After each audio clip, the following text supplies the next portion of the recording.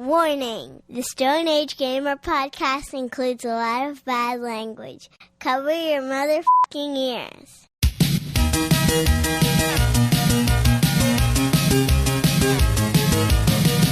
Good evening and welcome to the Stone Age Gamer podcast. I'm Kris Randazzo, and joining me tonight is more presidential flair than 9 out of 10 octogenarians, Dan Ryan. Wow. Thank you. Hey, you're welcome. I'd vote for you. It's time for the annual Stone Age Gamers State of the Union. Would it, though? Would it? I feel like there are worse choices out there. No, it'd be real bad. I mean, it'd be fun, but it'd be real bad. I don't know what I'm doing. Again, I feel like you still have a leg up. There's a lot going on with the various platform holders out there, and we're going to chronicle it right here. Because it's the State of the Union. The State of the Gaming Union. Is there any hope for Xbox's future? Stoke those console war flames because the Stone Age Gamer podcast starts now.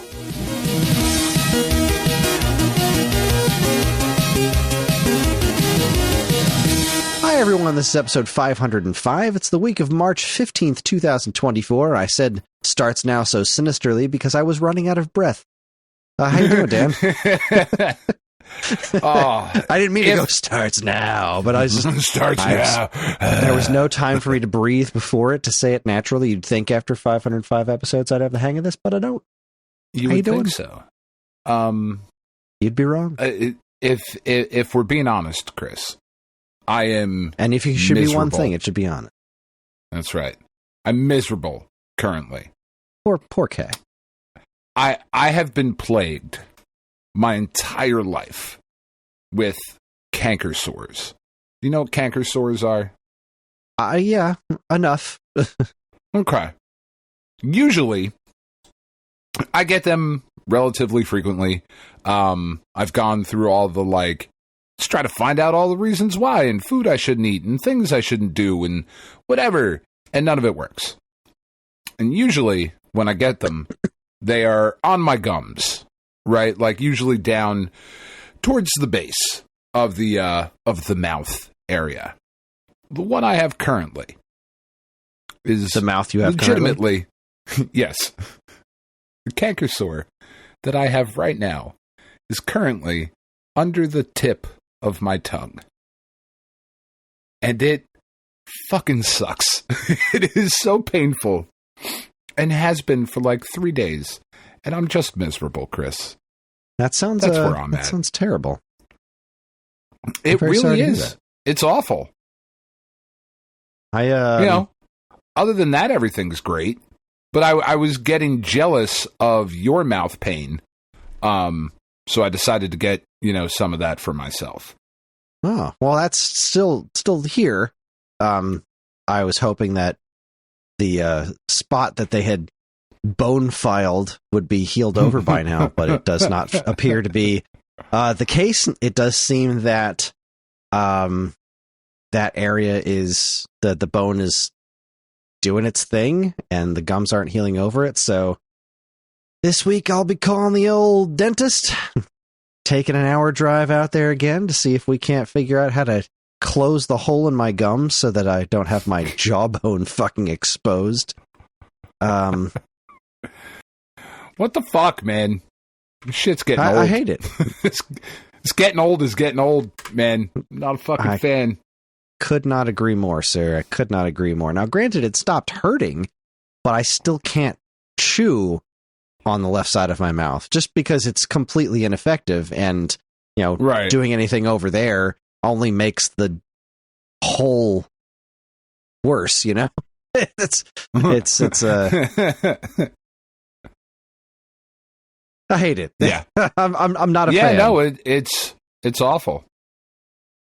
Not a fan. Yeah, I'm not a fan of the mouth pain. Thankfully, this endeavor that we partake in on Friday nights doesn't require a lot of talking. So right, yeah, it should be fine. Should be totally fine. Not a problem for either of us. Good times. Other than that, everything's great. Well, that's good to hear. I'm doing basement okay. Flooded this week. That was good. Yeah? Oh, yeah. Of course it did. Was it flooded with cash? Yes. It was awesome. Right. We had all that rain this week. I forgot. Yeah. Well, wow. That's how bad and how flooded did you get? It all collects in the laundry room. So it's really not all that bad. I just have to go down there with a lot of towels and a wet dry vac, but it just doesn't stop. Like if it is raining to the point, like once the water starts coming in, it doesn't stop until it's done raining. And it's like, yeah, I'll just keep putting towels down. Basement doesn't have a sub pump sub. Well, it's not sub. I mean, I say basement. It's something else. It's not sub sump. Sump. Yeah, that's not okay. You shouldn't put sump pump together. Those two words should not be next to each other. No, Whoever they shouldn't. It's like the word rural. You should change the word what rural. An asshole. What an asshole. A fucking dumb name. Came up with that word. How dare you? Rural. You should call it fucking nowhere. That's what it should be changed to. You know, you have your urban areas, your suburban areas, your fucking nowhere areas.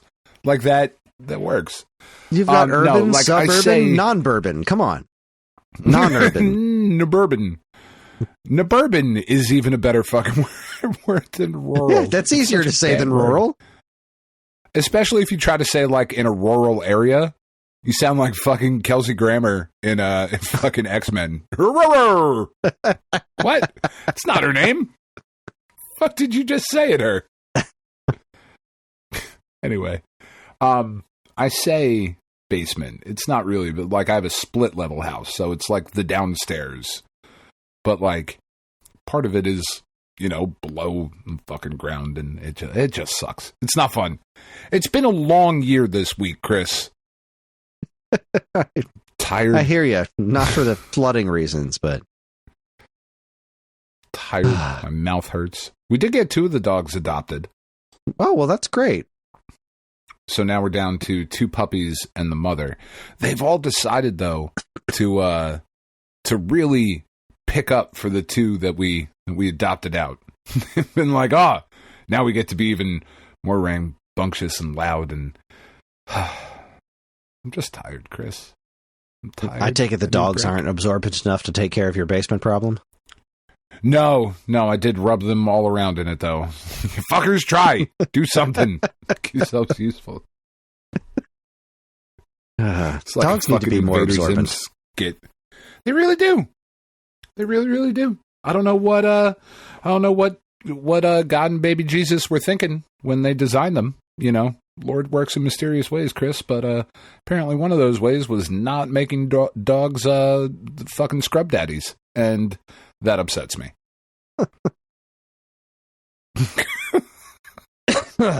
You go. Right. There's your episode title. The dog is not a scrub daddy. Oh, man.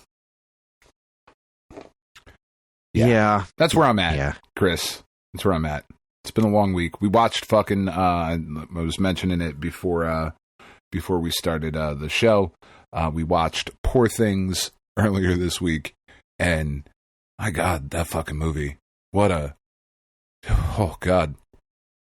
I don't know. After I finished watching that movie, I looked over at Tiff and I was like, all right. So that was either the worst movie that I have ever seen, or it was the best movie that I have ever seen.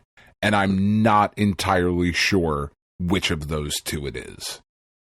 It's so fucking weird.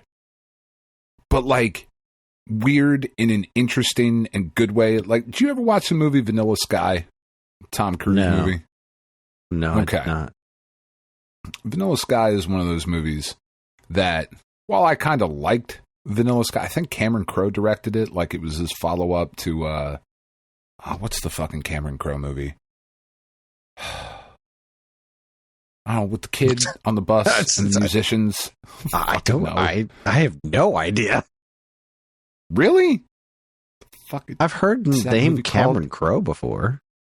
It's got oh fuck, I don't even know the actress's name. Jesus Christ, I'm falling apart, Chris. I'm very tired. It'll come to me at some point, and when I say come to me, I'll just look it up, and then I'll ask, like, oh, it's fucking this. Surprised not looking it up right now. Well, I can't multitask right now. I'm too tired. Vanilla Sky is like a Almost weird movie. Famous? Yeah, there you go. That's the one with Kate. What's her face in it? Kate Winslet. I've seen that one. No, not Kate Winslet. It's not Kate Winslet. Kate Winslet. No, that's not Kate Winslet. Who was that in that? No, movie it's who's the fucking daughter? It's Goldie Hawn's daughter and Kurt Russell's daughter. What's her name? Maybe it's not Kate Hudson. Kate Hudson. Kate Hudson. It is Kate. How dare you, Kate Winslet? Fuck's wrong with you? I don't know. Who the fuck's Kate Winslet? Titanic bullshit out of here. Oh, Kate Winslet all right. Okay, Titanic, there you go. Which might be the most. That is the worst movie I've ever seen. Anyway, it was 2 hours of like, please hit the fucking iceberg. Jesus Christ. Yeah, but then when they did, that was really fun. I really liked they hit the iceberg and there's ice and water everywhere and people are dying. It's a good time. I took a girl out on a date to see that movie. Like a blind date kind of thing that my friend Kimmy set up. And like, we got done with the movie and she was like, oh my God, I loved it so much. I was like, yeah, this isn't going to work out. I'll drop you off. I could never fucking talk to her again. I hated that movie so much. Anyway, Vanilla Sky is a weird movie. It's not quite the same type of weird as like Poor Things. Poor Things is really, really weird.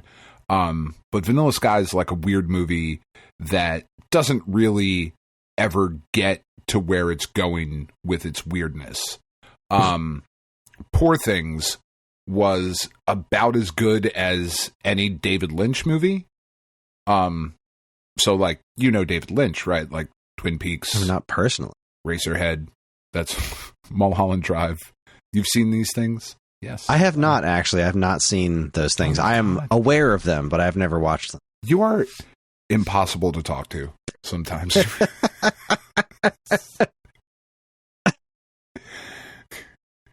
You own literally every version of the fucking Super Mario Brothers movie. Not the new one, the good one, like the old fucking one. You've seen that. You can... What happens at 41 seconds into the movie? And you're like, oh, that's when the fucking dude does this. What about 38 minutes? Oh, that's when fucking Dennis Hopper does this thing. You are like, grossly overestimating the number of times I've seen that movie. I own that movie once on DVD. You ever seen any of these super popular movies? No. Bullshit. You have that on VHS, fucking Laserdisc. You got it on the fucking I fucking UMD. wish. I fucking wish. God, why wasn't that released on UMD? That would be the best thing ever. Watch that movie on a really PSP. No. Not UMD. Weird... Game Boy Advance Video. There you go. Oh, yeah. I would have looked just as good as it did when it fucking came out. Remember that fucking Video Now thing? I do. The screen was the size of a postage stamp. Yeah. What are we doing? Why are we doing this? I mean, I know that we can, but we shouldn't. Kids were like eating it up, dude. Like, oh, I can watch videos on this little thing in the car. I'm like, can you though? I know you're little kids and your eyes are good, but what are you even looking at? But are they that good? We don't feed you carrots or anything. They're too expensive. In this economy, carrots? Oh. In Joe Biden's disastrous economy, Chris? I'm currently wearing a green dress in my kitchen, by the way. It's very Handmaid's Tale over here. That's a joke that some of you get, not everybody did, and it's fine. I haven't watched Handmaid's Tale either, but that's a conscious choice. Yeah, oh god. Fucking saw a clip of her talking with the Sarah McLachlan Tears of an Angel in the background. So fucking funny. Anyway, so good. So Poor Things is very weird. It's very like David Lynch style kind of movie. But Willem Dafoe, like, did you... Why am I even asking you this question? The fucking Lighthouse movie that Willem Dafoe did with Robert Pattinson? No. Okay, you didn't see that one either. Fuck, man. Willem Dafoe is making some really interesting choices as he gets older. I'm not entirely convinced he's making nine. choices. I'm pretty sure he just says yes to everything. He just shows up. Oh, they're filming a movie over there. Let me pop in and see if they need some Willem Dafoe. I borrow a tall glass of Willem Dafoe this afternoon. Absolutely. What's the role? Doesn't matter. I'll be there. Give me the script. Doesn't matter. I'm doing it. Don't give me a script. I'm just going to fucking make it up.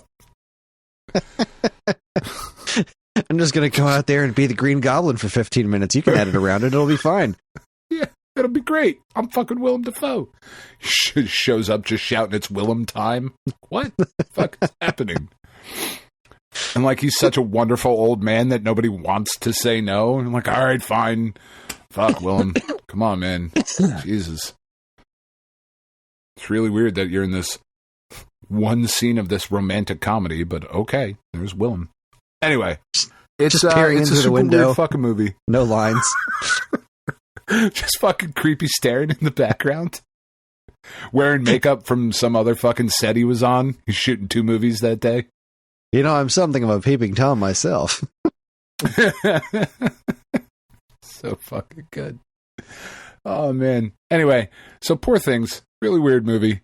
Emma Stone, Mark Ruffalo, Willem Dafoe, bunch of other people. It's really good, I think, or it's really bad. I'm not sure. Everybody needs to watch it. It's one of those movies where it's like, you just got to watch it. You got to figure it out for yourself.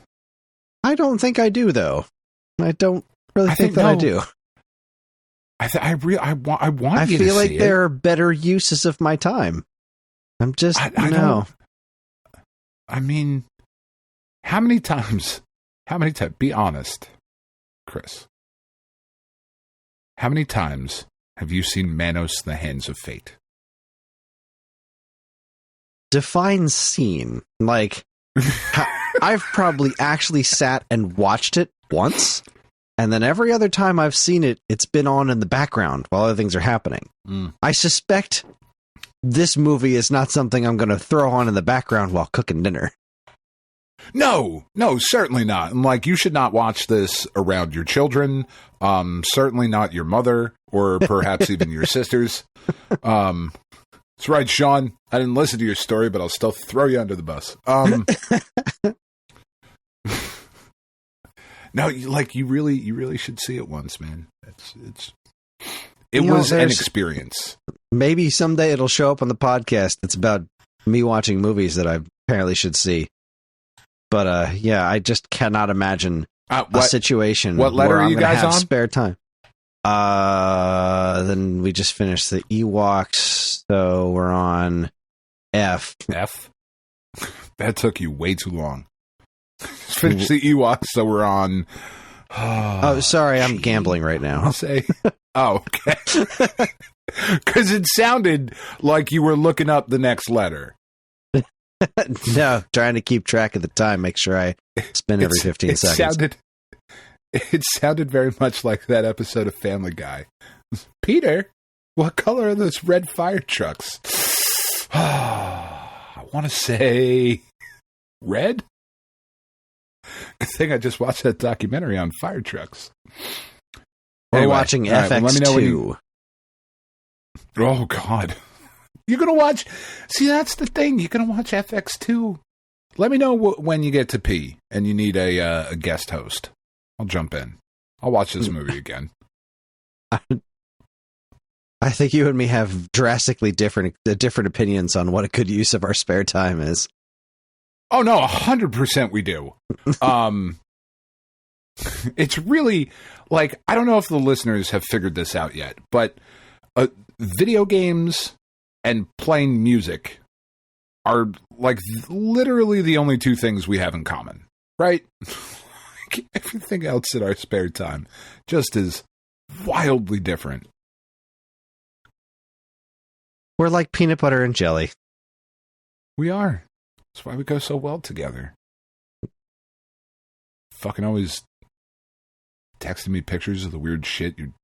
Never mind. Shut up. Wow. Sorry. Where's that one going? Fuck, I'm really tired, man. Really tired. I'm in a lot of pain. Well, we'll try it. We'll try and keep this moving along nicely. Video games. What have you been playing? Have you played any video games this week? No, not really. The new season of Marvel Snap started, so they added Hope Summers as a card, which has been really fun. There's some new stuff in Pad in Japan. I've really just not had time. Like, it was last weekend we were adopting out the dogs, and then Sunday there was an AEW pay-per-view, which was Sting's retirement. Like, it was this really awesome thing, but it was on until fucking midnight, so I couldn't watch the whole thing on Sunday night.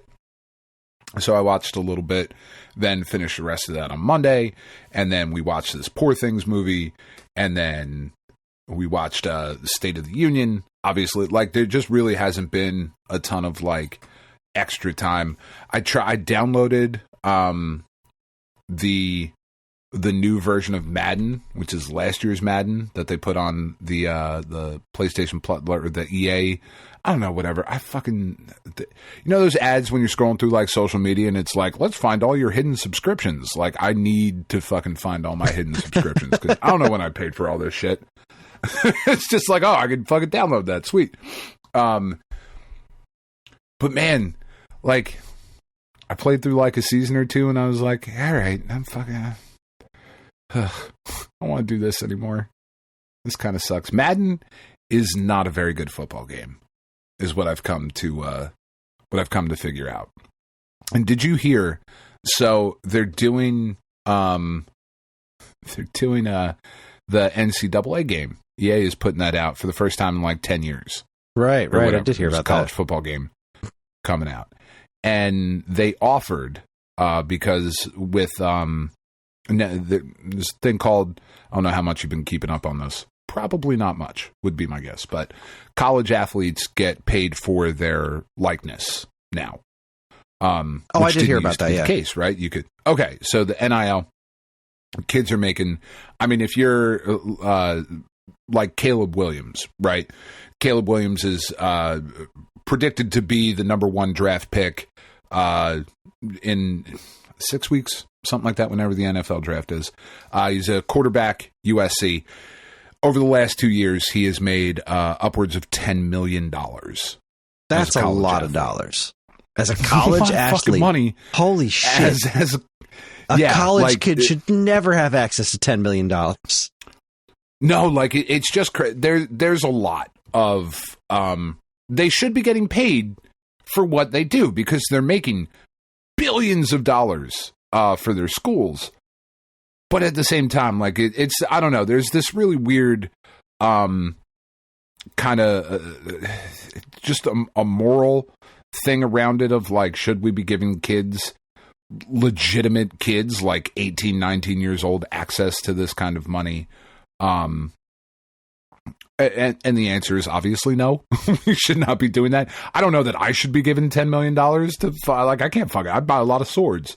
That's not fucking responsible. What do I need all those swords for? But I have them now. It helps to be prepared. So anyway. Case. Yeah, I mean, yeah. How else can one expect to chop vegetables, right? No. Knives? Like a fucking barbarian? No. Swords. Like a fucking And then once one sword is dirty, like, you're not going to use the same sword you used to make a peanut butter and jelly sandwich to cut a tomato. No.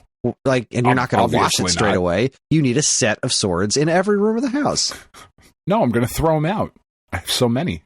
You gave me $10 million. And you shouldn't have. Fucking lousy with swords. The entire 10 million, just swords, nothing else. Seen the look on the guy's face at the sword store. It's crazy. It's like, really? 10 mil? Sweet.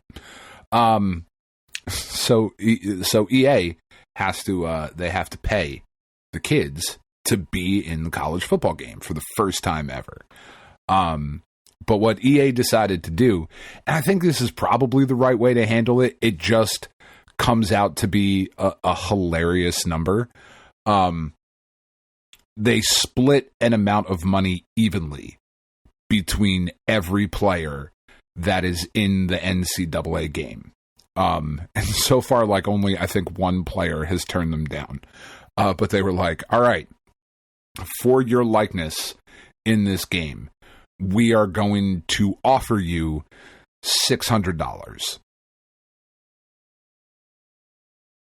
Take it or leave it. And it's like, oh, that seems like a laughably small amount of money. Yeah, in comparison to what we were just talking about. Honest to goodness, I was starting to like fade out a little bit during that sentence you were saying, and then you said $600, and I thought, wait, did I miss something? No. They decided on a chunk of money, and they were like, all right, when we divide it evenly, it's $600. It's fucking wild. Anyway, I mean, $600 to some of these kids is like fucking sweet. That's awesome. $600. $600 to me would be fucking sweet right now. I would love $600 right now. That would be so amazing. Well, of course, and if you're the backup kicker on fucking Boise State, $600 is probably pretty good. But if you're fucking Caleb Williams, you're getting $10 million. You're like, nah, I'm good, man. But no, apparently he took it too. I think the only like big name that was like, nah, I don't need that, is Arch Manning, who is Peyton and Eli's nephew. He was like, no, the Manning name is worth more than $600. Thank you very much. Yeah, anyway. Madden sucks. It's really the whole point of that entire story. It's just not a very good game, and I really wish there were a fun football game to play. Yeah, that's a bummer. Yeah. Do they not do, isn't there like some sort of modern Tecmo Bowl? Or are you looking for something more realistic? Oh no, like I want like franchise and like draft picks and the whole fucking schmageggy. We need to go. What you're looking for is we need to go back to the Madden Game Day Quarterback Club era where there was actual competition, so people had reason to make better games. Yeah, that would be nice. I would like that very much. The menu system is fucking atrocious. It's difficult to navigate. There's just so much stupid shit in that game, and it's fucking infuriating. Like, at least with the show, for all of its shortcomings, it is still an incredibly good baseball game. Like, it's fun to play. It doesn't have any competition. It's fun to play. The menus, like getting from point A to point B, is not this cumbersome, frustrating thing like it is in Madden. It's just it sucks that there's no competition to push it. But with Madden, it's just like they're just fuck, man. It's very frustrating to try and get through. So I was like, fuck it, I'll delete it. I'm done. I did see there was a demo for Stellar Blade that was announced or released today. Stellar Blade? It's the PlayStation 5 anime nonsense. The chick looks Bayonetta adjacent. Oh, she's got impossible outfits with impossible physics and a big fucking sword and giant monsters and shit. I don't know. It looks fucking cool. You really do pronounce the W in sword, don't you? No, I do. I fuck around. No, I know. I think it's very funny to say sword. I don't know why. I've been noticing you're doing it the entire episode, and it seems to just like. No, I'm not complaining. It is not That's a how speech. It's spelled. It's not a speech impediment that I have. I do know that it is sword. However, I just think it's much funnier to say sword. Is it sword or is it sword? And everyone pronounces it wrong. I'm the only one out here pronouncing it right. Well, no, I mean, there's lots of words that are like that, you know. No, like it's February. Oh, I thought you were gonna start giving some examples. Yeah, like it's February, not February. February, right? But everyone says February, but it's not February. It's February, but nobody says it properly, and it's just kind of been commonly accepted that that's the way it says. So I'm actually curious if it is sword. Know. I really, or if I it's don't sword, because know. it's not spelled sword. It's not SORD. No. It's SW. That W's got to be there for a reason. I am here to be your shield of logic to your mace of insanity. That's my purpose this evening, sir. That's fair.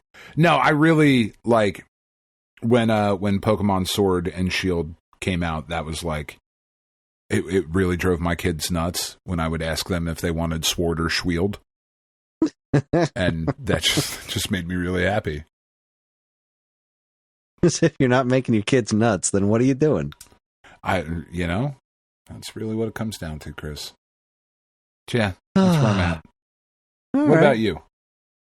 Well, I think I mentioned last week that I was pushing real hard to try and get done this Mario video I've been working on. And did I come to the conclusion that it wasn't going to get done last week, or was I still thinking I was getting it done?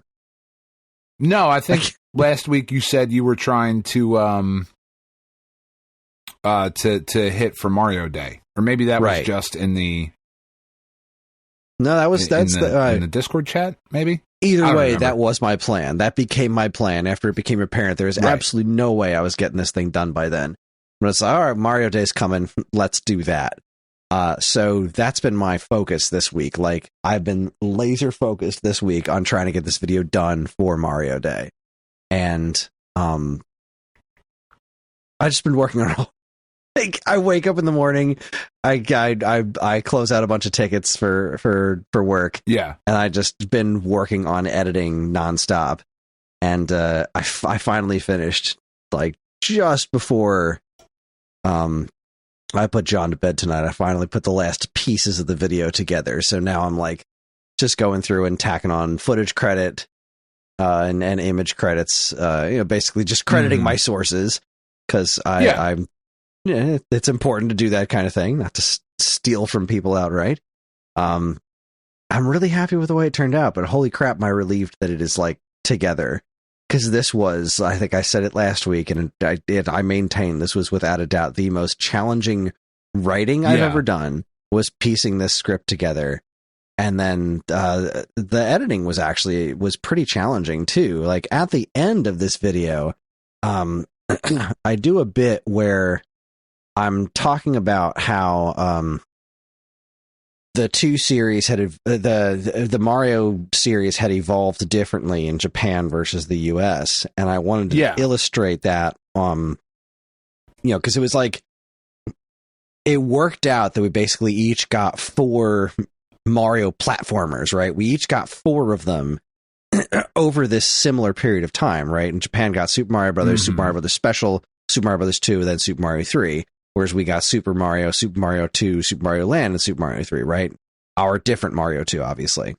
And so I wanted to come up with this thing where I put, the 4 different screens on the screen, but also have something else in the background, and have those 4 different screens showcasing those different games. As I say the words of which game they were, they would each fade onto the screen at a time. And that was pretty fun. And then after that, I talked about all the various things that, to us, it seemed super obvious that, because it was contrary to the way the games actually evolved in America. Let me grab my script, and because the things were pretty neat that I actually, I'm looking at the damn video. I'll just look at it here rather than dig up my script. And I wanted to find scenes from Mario 3 and then Mario 2 and Mario Land that illustrated those things having already been in existence. Okay. So, like, in Japan, right, you got the Mario 1. We just went through that. So I pointed out vertical, multi-directional screen scrolling, going through doors, being able to pick up, throw enemies and items, recurring mini bosses, multi-tiered platforms, and auto-scrolling stages. All of those things weren't in any Mario games before Mario 3 in Japan, but they were in Mario 2 and Mario Land. Like, Mario 2 had pretty much everything, except I pointed out the multi-tiered multi-tiered platforms from Super Mario Land just to have a second one for there. But small auto-scrolling stages and multi-tiered platforms, all that stuff wasn't in any Mario game before 3. So it was this massive leap from Mario 2 to Mario 3, whereas in the United States, there was this really cool progression. So I wanted to find scenes from both of those games to play right next to each other that illustrated them in a similar manner. And it came out looking really cool, I think. I'm very proud of this video. I really am. I know it's extraordinarily That's awesome, nerdy. I have ripped my basement to pieces. I have gone through so much of my stuff, like the shadow box I made last year. I needed a shot of the box for the Famicom version of Mario 1, so I pulled that off the wall and cracked that open to take a picture of that. Getting the footage of these goddamn watches did not come out the way that I had hoped it would. I had really hoped getting my camera super close to the watches would just be like, well, that's it. I'll just, since I can't get direct feeds because emulators on these don't exist, I'll just zoom my camera in all the way into it, and that'll be great. The problem was that because of the nature of these screens, there was no good angle with lighting that would show all of the actual animation elements, right? So I could always see the watch, and I could always see what the static background that was painted on was. But no matter where I placed it, the actual moving elements, some of them wouldn't show up, like just because that's the way the light would hit it. And it was just so incredibly infuriating. That and getting the footage of the first one in particular, because so the third one actually looks pretty decent. Like, I'm looking at it now.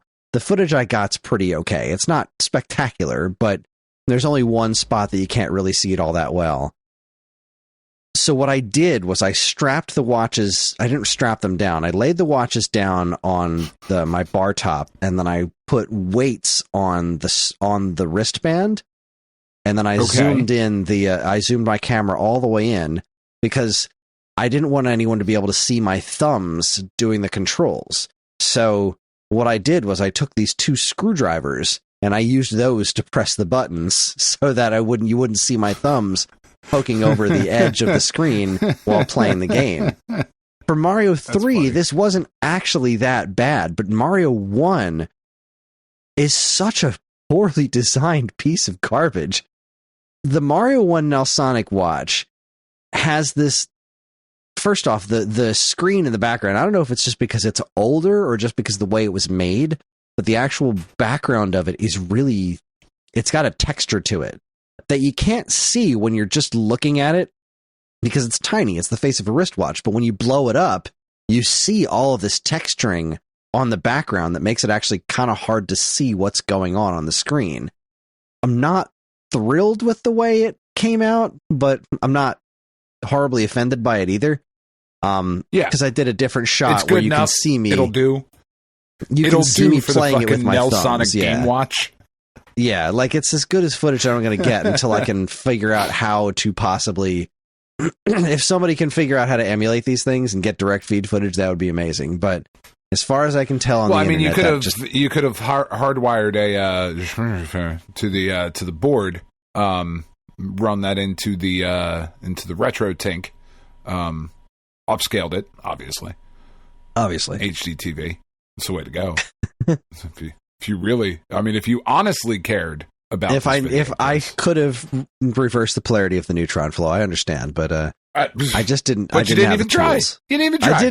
I didn't even try. No, you were like, no, it's got to be out by March 10th. Can't do all the fucking things anyway. The real problem with this one, one of the many real problems with this one, the Mario 1 watch, in order to jump forward, you have to press 2 different buttons at the same time, right? There is no just move forward and he automatically moves to the next area. You have to press up and forward. And when I say forward, there is a forward and backward button. It doesn't work like a D-pad where if you need to move to the right, you press right. You move left, you press left. Once you get up to the second tier, it's basically like playing with reversed controls because you have to press the forward button and the back button. And the forward button is the fucking left button. Because when you start the game, you have to go to the left and then go to the right and then go back to the left again to jump over the Koopa Dragon.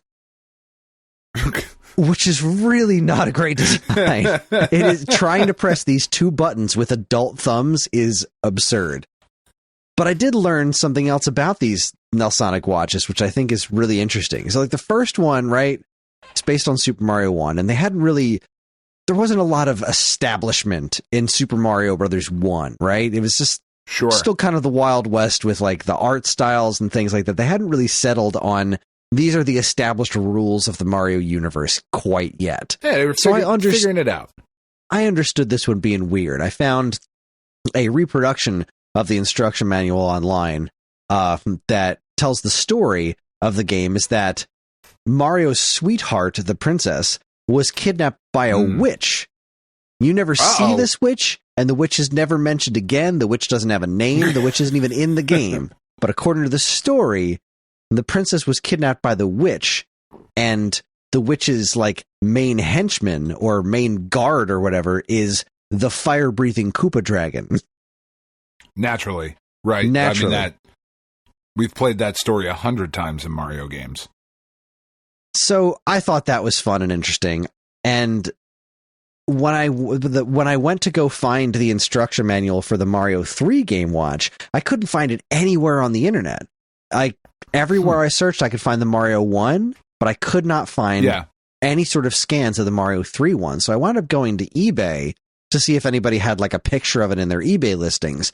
And somebody had a photocopy of it off like on an angle. And no matter how much I zoomed in, I could only read like 75% of the words, but it was really freaking weird. So I reached out to a bunch of eBay sellers to see if anybody could get me a better picture of the instructions. And a couple people got back to me saying that they didn't have it on them. They had to go get them. They get back to me in a couple of days.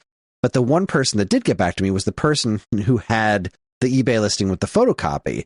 They pointed me to a Reddit thread where somebody had a link to images that they posted of the actual instruction manual. And it turns out, even though this is Super Mario Brothers 3, and by Super Mario Brothers 3, there had been a lot more establishment in the Mario universe, storyline-wise, it is actually a direct sequel to the first Nelsonic Game Watch. It has continuity. It says in the story, 2 years later, after the last game, Mario's sweetheart was kidnapped again by the Koopa dragon, although they never mentioned the witch. This time the Koopa dragon is still the Koopa dragon and not Bowser, but it is also has never been the witch is just never mentioned again. Right. It's so freaking weird. It is such a weird thing, and I'm so happy I learned that. I learned a little bit about the Valiant comics and how long they were out. I learned a bit about movies in Japan. Like, I didn't really realize that there was more animated Mario stuff in Japan. So, like, Mario almost never appeared in any actual animation except for, like, maybe one or two commercials before the Super Mario Brothers Super Show, with the exception of the Saturday Supercade, where he was in the Donkey Kong and Donkey Kong Jr. segments. But in Japan, there was that movie, the Great Adventure to Rescue Princess, Great Quest to Rescue Princess Peach or whatever. There was that. There was a series where they used Mario characters to like illustrate old fairy tales, like Jack and the Beanstalk and whatnot, and Cinderella. Really? And one of them that I showed footage, that I took footage of, that I found on YouTube, is Mario running around with a freaking machine gun. Just, I don't know which story that's trying to Italian, adapt, so but it's freaking weird. Little Mermaid, obviously. Look at this so stuff. Strange, isn't it? Neat? And there's all these. All this puts animation all bodies in the street. Sorry. There's this a bunch of commercials for random products in Japan that have a lot of Mario animation. Like, there's this one bit that I used from a commercial for a Mario themed desk. And like, there was a bunch of commercials for this Mario themed desk that had like compartments that open up. Like I don't know what work desk, like a work desk for kids. It's got a little light that goes back and forth, which is really neat. But I don't know what makes it Mario themed. It's just like, here's this desk and here's Mario characters promoting it, and it's all original animation. It's so friggin' weird. It's not like blue and red, or no, it's just there's wood, not an M on it somewhere. Wood. As far as I can tell, it's just a wood desk. I also didn't know that That's the first really odd. the first two movie projects, as far as I know, the first two movie projects ever based on video games were that Mario, the Mario anime movie, the great, Great Mission to Save Princess Peach, and another one that was called Running Boy, based on Hudson's Star Soldier series. Running Boy, Star Soldier no Himitsu, and the Mario movie both released on the same day, and they were the first two movie projects ever based on video game properties. Flooding your market in a weird way there, I feel. Yeah. Very, very strange. But anyway, yeah, I learned a lot of stuff doing this video, and I'm really happy with the way it came out. I can't wait for it to be behind me, and I can clean up my friggin' basement with all the nice stuff laid out friggin' everywhere and get all my Nintendo Powers back in order, and then spend the next several weeks making videos that aren't super complicated. I also got to use a new capture card that we started carrying. We started carrying a capture card called the Prodigy from Behar Brothers? I don't know how you pronounce it. Behar. I'm going to say Behar. We just started carrying their products recently, and so they sent me a long time ago. I have this old school, just like a $20 HD video capture card, and it works okay. Like, it's a $20 capture card. It is slap it on the end of an HDMI cable, plug it in a USB port, and it works. Like, it is absolutely zero setup, plug and play, done. Bare bones, but it gets the job done. Exactly. Bare bones, but it gets the job done. The Prodigy definitely... I've never used another capture card. I'm not a master of capture cards, so I'm hardly an aficionado here. But using this one, it was just as easy to set up, but it has a lot more options, and it seems like it's really well suited for stuff like streaming, because it's got, see, the old school one that I had was just a simple dongle, HDMI, USB, you're done. Yeah. This one has HDMI in and out, as well as a microphone in and microphone out. So you can USB-C straight to your computer and run OBS to record. You put your whatever you're plugging HDMI into right into the in output, but then you also have a separate HDMI output, so it's a splitter. So you can play on a TV for yourself, but also be streaming or recording onto your computer, so you don't have to deal with the input lag of OBS. This is really it's a neat little device. It doesn't have a proper enclosure or anything. It's got one of those really simple, like, piece of plastic on top, piece of plastic on the bottom, and everything else is open. But I gotta say that the picture quality is much nicer than the old school one, just from doing a basic input. And if we ever do decide to do something like the Petathon again, or any kind of streaming, this will be a pretty invaluable device to have.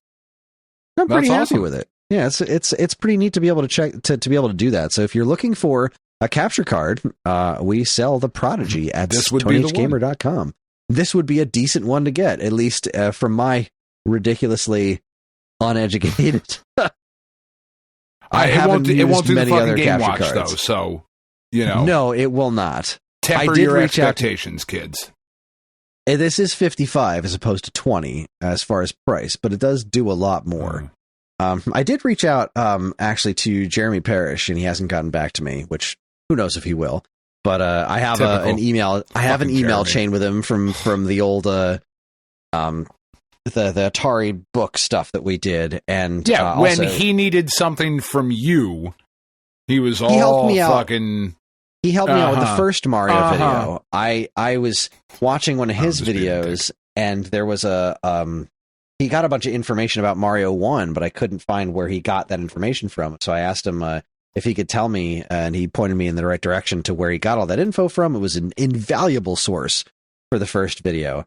But he's been doing a bunch of stuff on his channel, specifically for Patreon, where he has somebody that he works with that's been modding ridiculous old game systems that nobody's ever heard of before, that should never ever be captured through direct feed, and yet he is bending nature to his will to record this video footage to do retrospectives on its old system. So I'm like, if there's anyone out there who would at least know who to put me in touch with to try and figure out how to get direct feed footage off Nelsonic Game Watches, it would be this guy. So I really hope he gets back to me.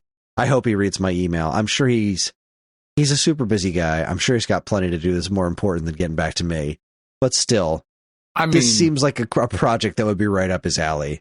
And I would love to be able to solve this problem, because there's some really great direct feed footage of straight up emulated Game & Watch games is perfectly accessible. Like, Game & Watch has been cracked.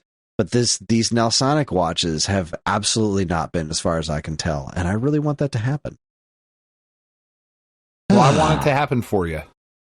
I do. Thank you. I'm just... I don't know why, because it seems absurd. That's why I want it. Needs to be. I want it in it's an crystal absurd clear thing clarity. To ask for. I want to be able to play a Nelsonic Game Watch game with a controller and gorgeous 1080p resolution. Sure. Why not? I mean, because it's insane. That's why not. You're a monster. I'm so happy to have this project almost behind me. I had really made an effort to say, no, I don't want to put strict dates on these things because they're so stressful and they're so difficult to make, and so many things can come up along the way. I figured a solid week of doing nothing but this would have been enough, and it was just barely enough, and I had to blow off a bunch of other responsibilities to get it done, but I did, and now it's over, and I'll just get back to normal. But outside of that, I did actually get some time to play a few video games. I did finish Metal Gear Solid since we recorded last. I booted up about 5 seconds of Metal Gear Solid 2. I started it up, and I'm watching the whole intro, and John strolls downstairs, and he sits and he starts watching it too. And like 10 minutes go by, and he's like, "There's not a lot of game in this game, is there?" He's like, "No, son." No, John. No, there's not. So he just got bored and fucked off. He's like, "Okay, well, I'm out." Well, I'm out. I finally got to the part where there's actually some moving around of Snake, and I didn't see anything. Snake. Dun, dun, dun, dun, dun. This is one of those things that I have not played Metal Gear Solid 2 on a PlayStation 2 in fucking decades. Yeah. So I don't know a side-by-side comparison, but nothing looked bad to me while playing it on the Switch. So I don't know. Maybe my standards are just too low, because there's apparently a whole debate going on on Twitter right now of people saying that 30 frames per second is literally unplayable, to which I think is complete absurdity, but whatever. I'm looking forward to getting more into it. I still haven't officially been assigned the review for it, but I have been assigned 2 other reviews, so those are taking precedent right now. I have not been assigned a review for Runner 2, but I have been playing a little bit of that, and it is fucking great. It's just as good as I remember. It's still a lovely, lovely game. But I got assigned to review the Jeff Minter story, the Llamasoft game. That has been that's been wonderful so far, because I know almost nothing about Jeff Minter, right? He's a British PC guy. I know he did Tempest 2000 and the new Aka R thing. Like, that's really all I know of him, because he doesn't really have a huge foothold in America, but he's like a really well-known name in the European PC market, which is just something that doesn't exist here. So I'm just learning a lot about him, and God, the presentation in this is so wonderful. There's something specific about the music. Again, it was done by Robert Baffy, who did the music in the Gold Series 1 Karateka and the Atari 50. There's something about the menu music, and just a lot of the stuff that they're showing are these close-up, like 3D renders of audio cassette tapes, cassette tapes that you would use for the old computers, and like just the handwritten stuff on these cassette tapes that are so meticulously recreated in 3D. There's something that's hitting me so hard when listening to this very 80s inspired music and looking at these close-ups of audio cassettes. That's just filling me with this very specific nostalgia. That's like, it has been so calming to have that at the end of the day. Like, working nonstop, stressing myself out with this video, and then doing dinner and bedtime with the kids, and then watching something on TV with Karen, and then unwinding to this Jeff Mitchell thing. Oh, goodness. And it's just been, the nostalgia has just hit me so hard this week. I'm sure a lot of it probably has something to do with what I'm doing right now. The video that I just finished was on Mario 3, so I had to do a whole segment on The Wizard, which is another one of those things that just, The Wizard is one of those movies that just, it hit at the exact time for me. It was how I even discovered Mario 3 existed. You know, I didn't know anything about it. I didn't even know there was a Mario 3 before I saw it in the movie theater, which is not how it went in real life. A lot of people knew about it because it was out in Japan for a fucking year. But I didn't read. I didn't have access. I didn't have access to many magazines. Didn't get that kind of shit. Yeah, I did. The magazines covered it, but like I didn't read EGM back then, and I didn't have a Nintendo Power subscription, so I didn't know it was a thing. So I go to see this movie about Nintendo games because there was a picture of Mario on the movie poster, and my parents took me, and the guy says Super Mario Brothers 3, and I'm like, what the fuck? Oh, absolutely amazing. It's just the most exciting shit ever. But that whole movie it's such a weird movie because it's just earnest enough, you know, like it took itself. It was so obviously an ad, right? Like it was an ad for Universal Studios and in Nintendo games, but it was also like they wrote this movie about this autistic kid when nobody knew the term autism, right? That wasn't happening. Yeah. And they never refer to him as autistic in the movie, but he's like, it's a touching story. And I know it's not an Oscar-worthy performances or anything like that. The script isn't this amazing thing.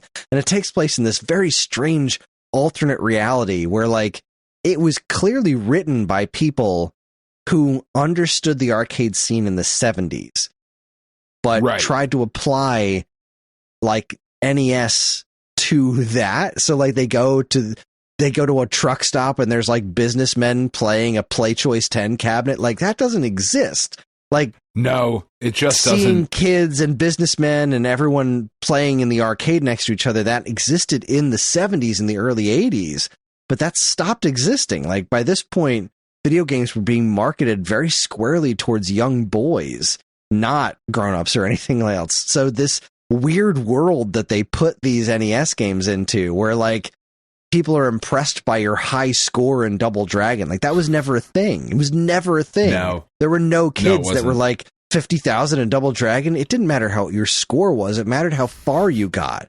By this point, games had changed 50,000 in Double Dragon, you piece of shit. What's wrong with you? It's such a weird movie. Right. But outside of that, it's just, you know, between its soundtrack and the kid actors were not bad. I mean, obviously Fred Savage, we knew he was not a shit kid actor, and you know the Rilo Kiley girl who played Haley. Is he? I'm just kidding. I hope not. I love Fred Savage. Everybody knows Fred Savage is just a piece of garbage. Did you ever watch The Grinder? No. It was a sitcom on Fox with Fred Savage and Rob Lowe, where Fred Savage was a lawyer and Rob Lowe was his brother, I think. Yeah. And he was an actor who played a lawyer on TV and decided to go be a real lawyer. Yeah, love that Rob sounds somewhat familiar. That show is fucking hilarious, and I'm so sad it got canceled as quickly as it did. Because, like, they had, so he went to go on the show and pretend to be a lawyer. He went to, like, his brother's law firm to pretend to be a lawyer after being on the show, but the show continued without him. And the show was, like, extremely melodramatic, so it was hysterical every time they showed footage of the show. And the guy they made a joke about that they had, his character was replaced on the show with Timothy Olyphant, and then they got Timothy Olyphant to be on the show and, like, start studying Rob Lowe to be better at his character, and it's fucking great because Timothy Olyphant is another fucking American treasure. Goodness gracious. Anyway, I love The Wizard. I've been feeling just ridiculously nostalgic this week, and I'm sure it has a lot to do with just how stressed out I've been, between that and running out of money again because everything costs way too much money, and it's been a brutal fucking week, and I'm glad it's over, and I need to recharge this weekend. But the other game I just got assigned to review is really fascinating. Is Super Princess Peach, not Super Princess, the Princess Peach Showtime. They launched a demo kind of out of nowhere. Super Princess Peach was the that was DS? the DS game. Game Boy Advance? That was the DS game. This one's Princess Peach Showtime.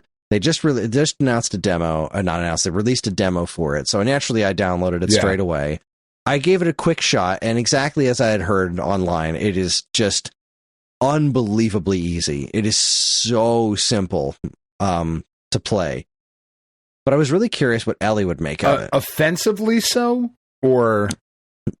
I wouldn't go so far as to say offensively so. And as I'm playing it, I'm like, there is no challenge here. But it is still doing that. It's feeling rewarding to do things. Like, not enough to be like, oh, I love this. But you beat up a bunch of guys with your sword, you do some cool moves. It's like, okay, I'm getting just enough serotonin out of this, and it's fucking adorable.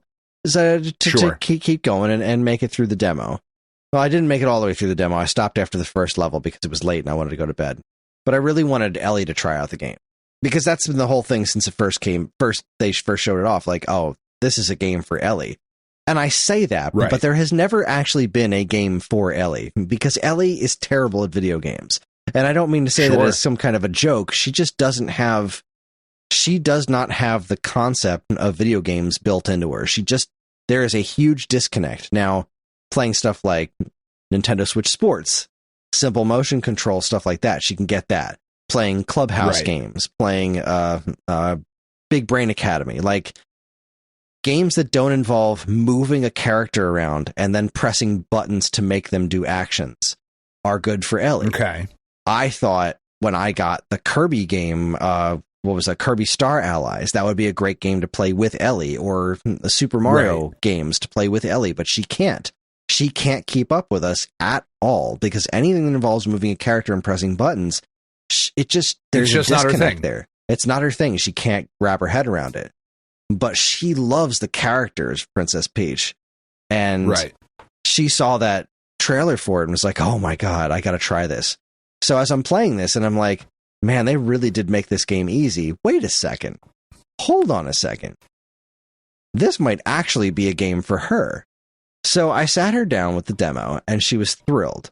She was over the fucking moon with how cute it was. She read the little story elements in the beginning. She got to the stage, and she did struggle a little bit, but it was easy enough that she could kind of sort of understand what she needed to do enough, where it wasn't like when she plays a Mario game, as soon as she starts struggling, she just gets angry and gives up. Right. She never gave up.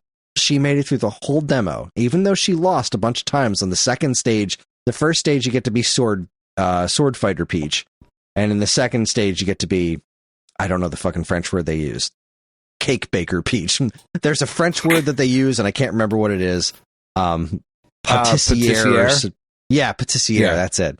Patissiere Peach. And she struggled hard on that. Like, she died 2 or 3 times on the sword fighter stage. And she got a little put off, but we encouraged her and she stuck with it, and she eventually beat the boss, and she was so proud of herself. First off, when Peach does the actual transformation into the new costume, she lit up like a Christmas tree. She was squealing. She was so thrilled. But when she beat the boss, the sense of accomplishment there was so great.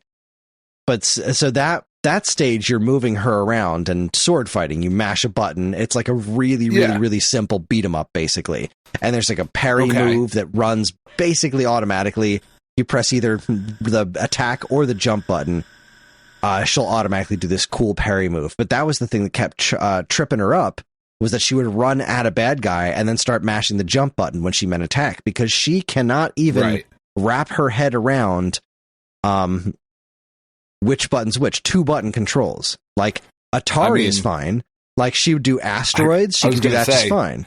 Because there's one button. So I see a future Miko customer in our midst. These games are too complicated for her primitive female brain. Like, she was playing Asteroids and Mindstorm on the Vectrex a while back, and like that's fine. She's moving a thing and pressing one button, and that's good. But like, she does the same thing with Super Mario Brothers. She'll run towards an enemy. She's like, but I was pressing the button. I was like, you're pressing the wrong button. There's 2 buttons to choose from. This one does that. This one does that. You just have to remember what 2 buttons do. And she refuses to put the thought in to do it. So it just keeps she banging her head against the wall. But she kept trying on this one until she got it right. The second stage, you do the Patissiere Peach, and it's all about decorating cakes. Which she really struggled with the second one, but she never gave up. Again, 5 or 6 tries in, they made her start the whole area over again, and she just kept going at it until she got it right. And then she played it again today. She's like, can I play the demo again? Huh. I've never, ever seen that before. That's cool. So I wrote about that to Lucas, my editor at Nintendo Force. I was like, I mentioned before, I was like, I know there's a line of people who want to review this game on staff, right? There's a bunch of people who are very interested in reviewing this game because it looks super cute. But I'm the only one on staff, as far as I know, with a 7-year-old girl. And I would really like to be considered for this. So after we played the demo, I jumped onto our chat and I was like, look, she just played this game and she fucking loved it. I just wanted to share that. Like, that's a thing that happened. And then like an hour or two later. I'm currently politicking, Lucas, if you haven't picked up on my not so subtle hints. He assigned it to me, so I'm thrilled. So my plan is not just to have her play it, but also I want to get some impressions from a couple of her friends. So like, she has this one friend, Aurora, who does more gaming than her, but not like a ton. So like, she plays Minecraft, but she was really impressed with Vampire Survivors when she was over my house one time. So she made her parents buy her that one. So she does a little more gaming than Ellie. Now you're that dad. You're getting the satanic games for the fucking neighborhood children. Good job, Kris. Then there's the neighbor girls. The neighbor girls, the in particular, the younger one, because the one girl's Ellie's age, but the other girl's like a year younger. So I'm really curious what she will make of this game, because they also barely play video games. So I'm very curious what she's going to make of it. They're too busy pooping. Exactly. Obviously, I should stop. I'm sorry. So that's not nice. And then there's another girl that Karen's friends with her mom. So that girl comes over. She's one of my favorites. This girl's name is Gwen, and she and I have this connection with like food. She comes over and she makes fun of me for whatever I'm eating. And I think she's great. She's hilarious. So I definitely want to get her impressions too, because she's like a year or two older than Ellie. And I also got John's impressions. John really enjoyed the demo, but he thought it was extremely easy. So it's a very interesting game. Did he ever once, just out of curiosity, did he ever be like, oh, this is kind of girly? No. He asked to play the demo on his own. That's good. Yeah. He doesn't have a shred of that in him, which I'm sure is going to come up in school eventually. Kind of has a way. The world kind of has a way of getting in there. Exactly. Like this is going to come up once he starts caring what other people think about him. But as of right now, he doesn't have a shred of that in him. He just doesn't care. If anything, what's really interesting about his situation is that he does occasionally have kind of the opposite reaction to things, because right now in a lot of pop culture, it's very female centric, right? And he's only 10 years old. So he didn't grow up with nothing but male figures and male superheroes. He sees all of this female empowerment and how great girls are. And Ellie listens to that terrible fucking Beyonce song, Who Run the World, Girls. I hate that song. It's so terrible. How fucking dare you speak that way about Queen Bee? Beyonce is great. I don't dislike a lot of Beyonce's music. That one song is fucking garbage. It's just a drum line and someone auto-tuning her voice to sound like an ambulance siren, and it's just this repetitive nonsense. But anyway, he's inundated with all of this. To some SZA and some Ice Spice. I don't know what any of that is, and I'm sure I'll learn Don't do someday. it. You should not do it, but, it would be funny. But to the point, he's inundated with a lot of female positivity to the extent that he feels that a lot of stuff that comes his way points out how much better girls are than boys, which is a weird thing to see, because a lot of it is like, girls are the fucking best. We can do anything you can do, but better. Like that's we can also have babies, you fuckers. All right. I'm not saying it's not earned, right? That's not what I'm saying at all. But we had our shot. We certainly did. But right now, with somebody exactly his age, like, he doesn't have the decades that came before. He's just seeing this exact moment right now. Of misogyny and exactly. So, and it doesn't come up very often, but sometimes he'll get in this, like, Ellie will be blasting her music, and he'll just be like, everything's he's 10 about years how old. much It's about how time much to better give him, girls like, are. some Nirvana. Yeah, well, look, everybody, come close to your speakers. We are fucking terrible. We just garbage. We're just the worst, Chris. Like, we really are. We only have millennia to fucking look back on and prove the point. We done fucked up Ron, and it's time to give somebody else a shot. Just saying. True, but I don't want him to feel that way, because he didn't fuck up. He hasn't done anything yet. He's just him. Like, that's just how generations work. Like, it's just your lot in life. Sorry, it sucks. It's unfortunate. It's just, it is unfortunate. I don't like. We got to clean up for our boomer relatives bullshit. So, like, you got to feel bad about being a dude sometimes. Sorry. Or just not be a bad dude. And that's what he doesn't really quite understand yet, is that there's nothing wrong with being a dude. You just have to not be one of the bad ones. And he'll get there. He's got a long road ahead of him. Yeah. But I just thought that was an interesting thing that has come up lately. Like, he has no concept of it, and it's just weird to see occasionally him being just like, yeah, girls are better than boys, and that sucks. Which I'm sure women have dealt with for millennia. It's a whole ball of unfortunate right there.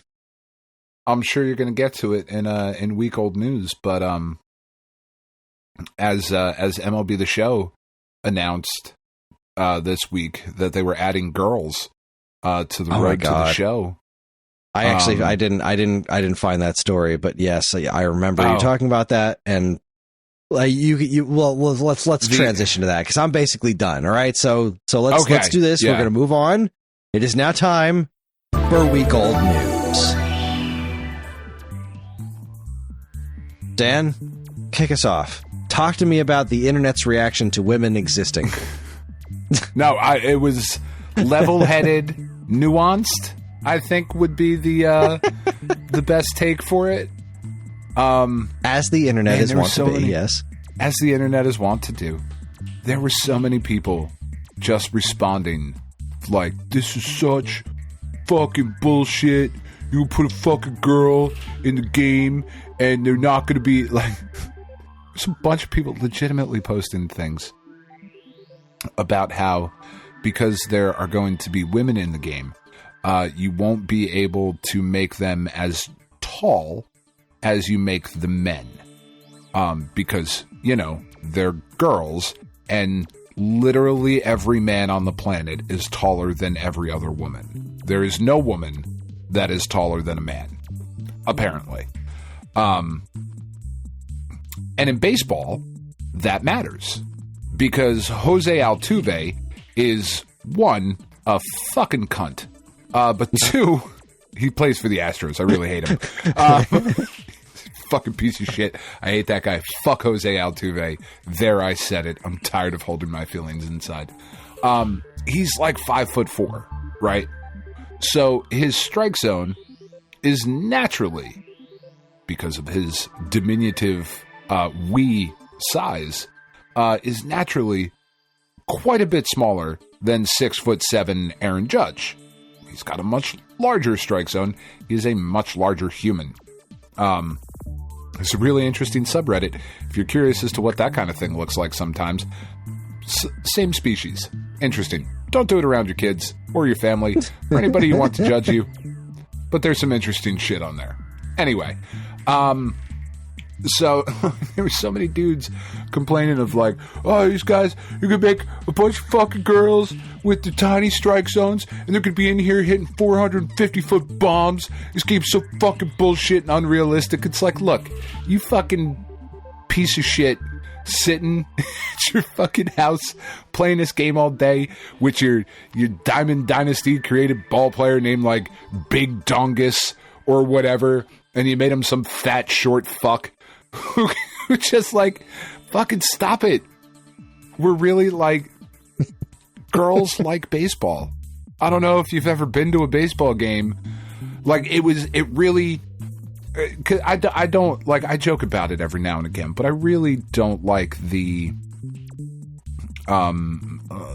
trope of, you know, like, you're in your mom's basement playing video games, you fucking nerd, blah, blah, whatever. Like, I really don't like, because it's just simply not the case. It's not. Except, apparently it is sometimes. It's like, man, you guys are fucking... there was a ton of people being like super positive, and this is awesome, and my wife loves baseball, and she saw this and was like, ooh, I might do that now. You know, I might give this game a shot, because I can be me in the game. And that's fucking awesome. So there was a lot of positivity going along with it. But man, there was so much negativity just around the unrealistic reality that this would create in the game. It's like, motherfucker, you got Mike Trout and Babe Ruth on your team. we left realism fucking way like 6 exits ago, man. Like, what the fuck are you saying? It just absolutely absurd. Bravo to fucking Sony San Diego for being like, fuck you, we're doing this. I mean, they should really update the graphics, but also, like, bravo to them for doing this. I think it's fucking great. I was really trying to find a way to fit There's No Crying in Baseball in there, and I just miserably failed. I just dropped the ball. Yeah. You really did. I did, and I apologize. And there's no crying in baseball, Kris. There's no crying in baseball. I'm sorry. I really hope it gets to, like... I really hope they include at some point, because they did the Negro League story stuff last year. They're doing a season 2 of that this year. They're also doing a Derek Jeter focus mode, which, you know, I was going to get the game at some point, guys. Like, you didn't have to put a Derek Jeter mode in it. But thank you. I'm pretty excited about that.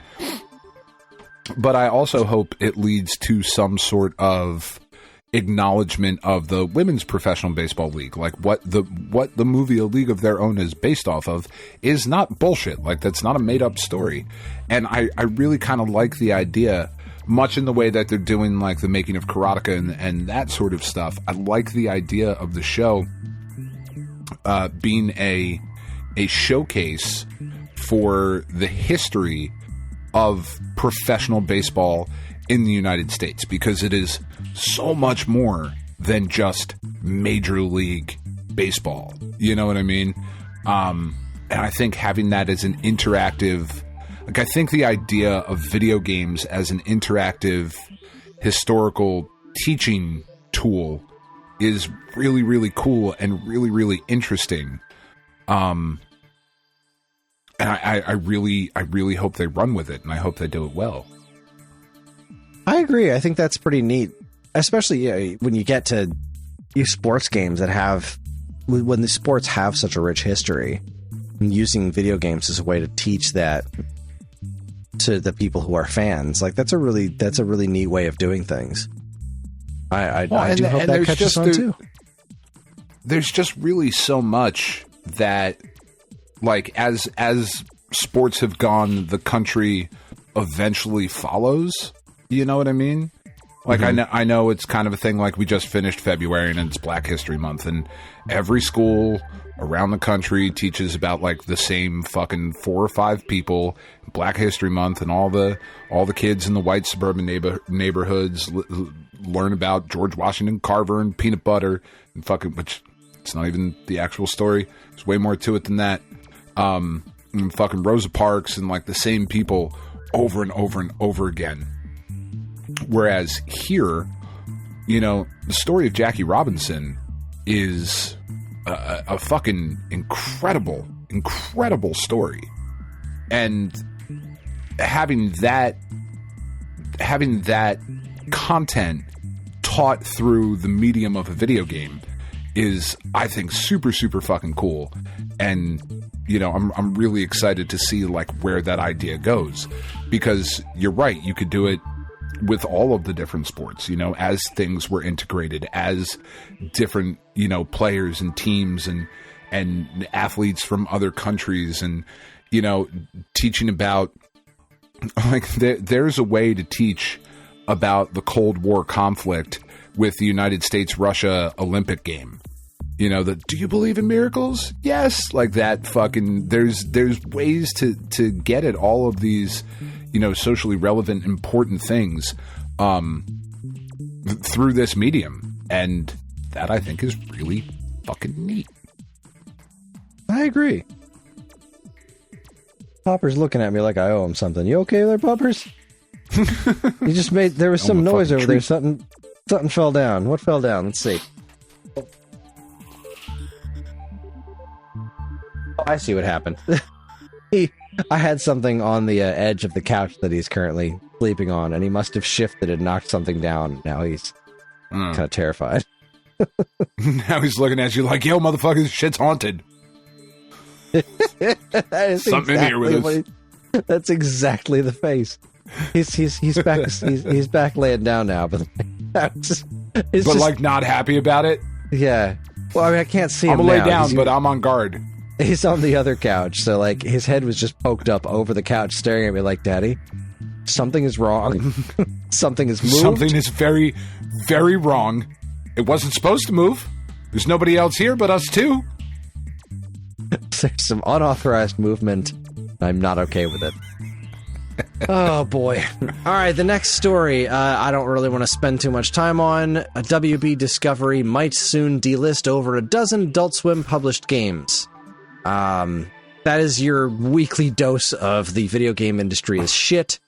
Thank you, Kotaku, for posting that headline. I don't want to read any more. I'm just saying it out loud because it seems that it's important that every week we place a focus on some sort of terrible thing that somebody in the game industry is doing to fuck everything up. Well, the important thing about that is to find, and I didn't read the article because I just couldn't bring myself to do it because I do not want to. I just don't want to. But the important thing is, are they delisting the games or are they removing them from people's libraries? Which they probably can and might at some point. Right? That is a thing that we have proved can be done. And if they're delisting their games, okay. That is a separate conversation, but maybe not as it's really just in my gut reaction again without reading the article. Because that's what we do now. We don't read the article, we just read headlines. It really doesn't seem to be all that much different from how Nintendo closed the eShop, right? There's certain things, whether they should or shouldn't, is a different conversation, but like to vilify them for following somewhat standard business practices. Now, if they are removing the games from people's libraries, that is a whole other ball of wax. That doesn't seem to be the case. It seems like this stems from there was an indie dev who posted a tweet that said that Warner Brothers Discovery have informed me that they will be retiring my game Small Radios, Big Televisions from both Steam and PS4 stores. I've made it free to download here. So that was his That's well, awesome. we're taking your game away. So he said, well, then before it goes away, I've made it free. So that's pretty cool. Right. But this did remind me of another story that happened this week. I don't have all the details because I didn't... It's been a rough week, so I didn't do great note-taking on the news stuff, but one of the news stories this week was that Nintendo won their lawsuit. There was a settlement with that emulation thing. And Yuzu, yeah. Is that the one? And naturally the Switch emulator. Yeah, that brought up a whole lot of conversation on the internet, which is, just people, Nintendo evil. They're so anti-consumer and bad, and, there seem to be a lot of stories popping up and be like, well, this was more of a, they were distributing Tears of the Kingdom before it released, and they were selling access to these things. I don't have all the details. But there did certainly seem to be a bit more to it because they settled right quick. And it didn't strike me as a lot of people are like, oh, it's just because Nintendo has infinite money and they were going to run them into the ground. I kind of think these guys were like, yeah, we're in trouble. We probably shouldn't have done that. So let's settle and move on with our lives. Not that they're going to be doing a whole lot of that. It was a lot of money, but you can't make money off of other people's shit that way. There is the thing that I was concerned with it. And I don't know how much of it is affected by the fact that it went to a settlement. But there is... Sorry, excuse me. It's one of the negative side effects about the Casserole, and I apologize if there have been a lot of mouth noises this evening, but there's, ready? Hold on. Everybody, again, come close. Unzip. There's a lot of saliva production that's happening right now, so it's pretty fucking gross. There is language. There was language in the filing about the nature of emulation. It wasn't specifically aimed just at this emulator. It was at emulation as a whole, that I found troubling because of the precedent that it could set. Now, a Switch emulator, if we're being honest, is about piracy at the moment. Yes. Currently. It is not about game preservation. It is, there are, and we had a couple examples come up on the Discord of I would like to be able to play the games that I purchased here or there in a way that is easy and convenient for me. That is not what we are talking about. For the most part, Switch emulation in its current form is about piracy. It is about stealing current games. Just like when I had my PlayStation 2 and I was watching X-Play or Attack of the Show or some such shit, and they showed off this product called the HD Loader. And what it did was allowed you to copy your games, quote unquote, to a hard drive. And you could just boot them off of the hard drive. And look, it loads faster and, it saves quicker and all of those things. It was about piracy. I worked at a video rental store. New games would come in on a Tuesday. They didn't go out until Friday, but I was playing them all week because I fucking copied them to my hard drive because I had a disc that let me do that. So, you can't charge money for that kind of thing. You can't distribute Tears of the Kingdom on an emulator that you made people pay for and then claim it is anything other than piracy. You fucked that up. Yeah, the hiding behind the preservation thing, you're not... the vast majority... It just doesn't work now. It's not about preservation. It's about free shit. And then it keeps snowballing to this conversation where there seems to be this perception that I bought this game once. I should be able to play it in perpetuity on all platforms forever for free. And that's simply not the way this works. If I bought a toaster in 1985, I cannot expect that toaster to be toasting toast forever and never have to do any sort of replacement. That's an unreasonable expectation. Right. The theory is, I bought this game when it came out on N64. I should be able to play it on every new Nintendo system past the N64 forever for free. I should never have to pay for that game again. I already bought that game. And that's where it comes from. It comes from, I already bought that game. I shouldn't have to buy it again. Well, you bought that game for N64. You didn't buy that game for Nintendo Switch. You didn't buy that game for Nintendo GameCube. Right. It's nice when that goes the other direction. It is wonderful when there's some sort of backwards compatibility. That is a great thing. But I don't think I've never thought that it was reasonable to expect that to just be the case, especially with a lot of Nintendo's games over the past couple of decades where they require these weird input devices. I understand that there's like all this emulation that people make on their own, and it works great, and most of the time it works better than the commercially available stuff. But at the same time, there's only so many... I don't want to sound like I'm a Nintendo defender, like, how dare you speak bad to them. I feel this way about anyone. You're doing this with Xbox's games, you're doing it with the PlayStation games, any of that stuff. It is just not reasonable to demand or even expect that every game you buy for every system will be available to you for all time forever. Digital games, that's kind of a different animal, maybe to an extent, but like physical releases, when you buy that game, like you bought it for that platform. It was optimized to run on that platform. There are differences between the PlayStation 3 and the PlayStation 5. There's a reason every PS2 game does not just go right into your PlayStation 5.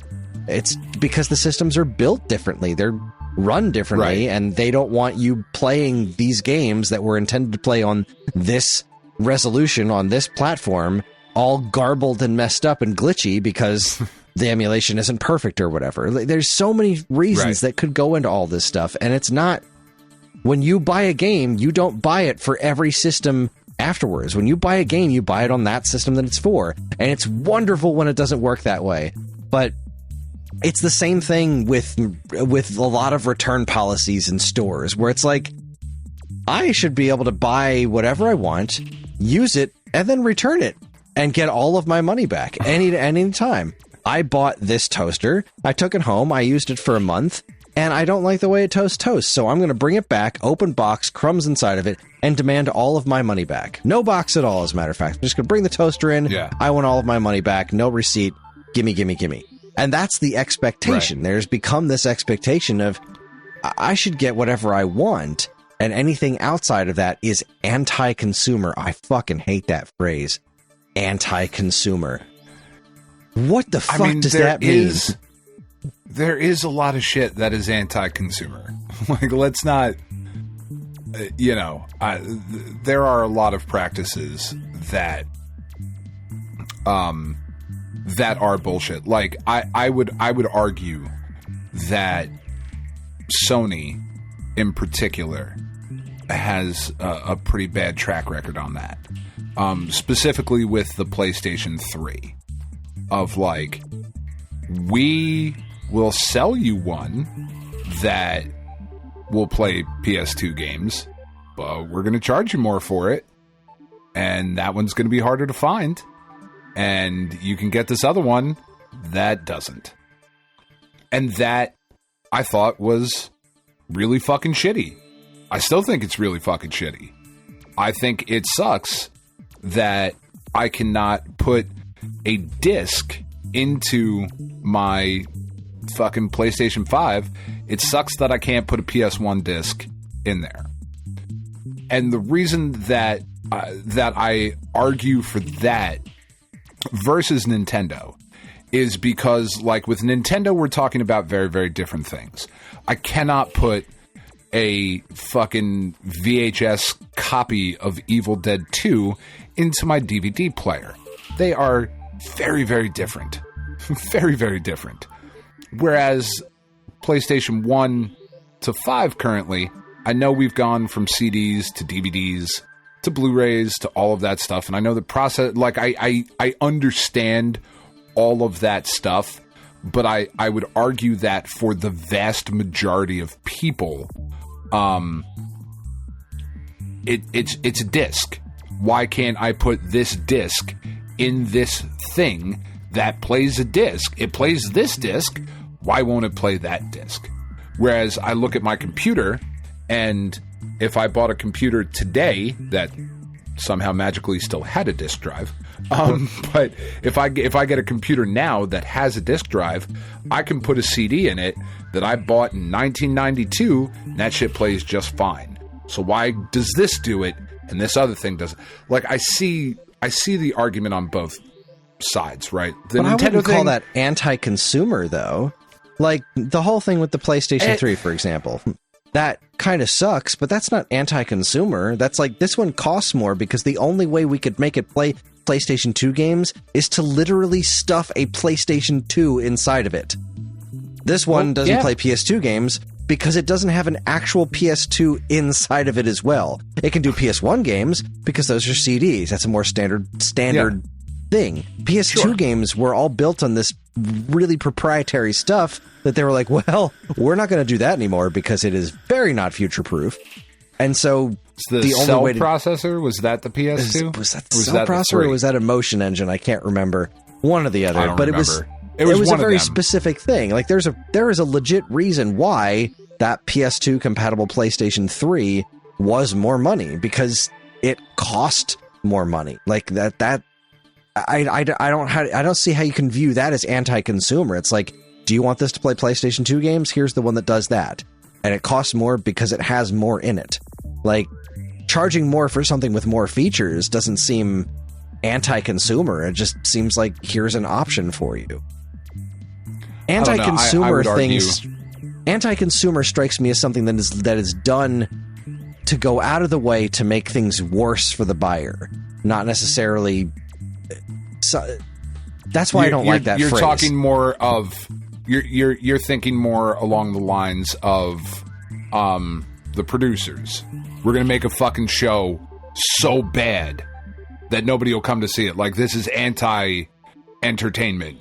And we'll make money because it's so bad off of the insurance. Like, that is more what you're alluding to. That smells more anti-consumer to me. If anything, they're pro-consumer, right? They want more money. They want all the consumers. They want you to consume as much as you can. Now, if they have shitty business practices, that's one thing. But I think so much stuff gets lumped into shitty business practices because it doesn't make you feel good. Because it doesn't... Well, I don't get more free shit this way. I'm not getting more than I'm paying for this way. Like, Nintendo making Super Mario 3D All-Stars $60 wasn't anti-consumer. It's the pricing that they thought that thing was worth. And if people didn't buy it, then people wouldn't buy it and they wouldn't make that money again. That's not anti-consumer. That's them trying to run a business. There's a difference between things costing money and things being actively anti-consumer. But there's this sentiment right now that anything anyone doesn't like is anti-consumer. Like, it's some sort of personal affront to them that things don't go the way that they want them to. We've become a very black and white society without the capability to look for, or I don't want to say the capability to understand, but we just don't care about nuance anymore. Like, there's a senator who has a bill on the floor currently in the United States government to deal with what they to deal with what they've termed shrinkflation, right? And I don't know how much you've heard about this, but I don't know when the last time you bought a bag of chips was, Chris. But you're paying the same average price that you've always for fewer paid, chips, but you're getting way less, and that kind of shit feels anti-consumer. Right now, is that technically anti-consumer? That's an argument to have, because yes, you're right. Fuck corporations. They want all of our money. No corporation is a good corporation. Like, I love Sony. I love the PlayStation. I love Nintendo. I love the Switch. I love all the things. Fuck big corporations. Like, I have an iPhone. Fuck Apple. You know what I mean? Like, we also can't exist without these gigantic fucking corporations.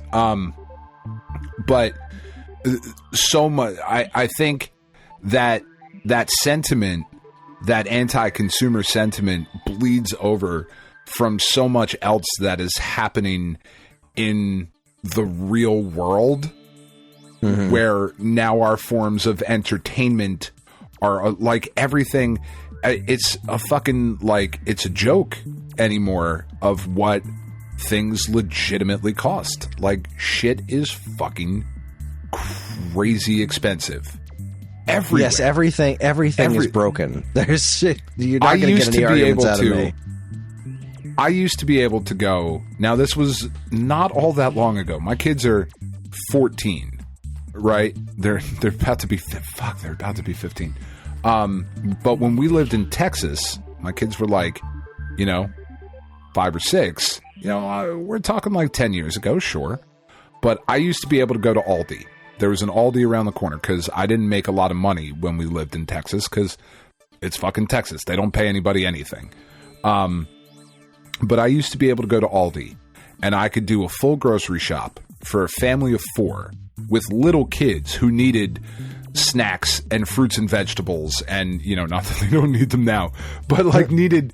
It's a little bit, your grocery bill is a little bit different when your kids are younger. Like I'm sure you've seen it as John and Ellie have gotten older. Your grocery bill has changed a little bit because you're buying different shit.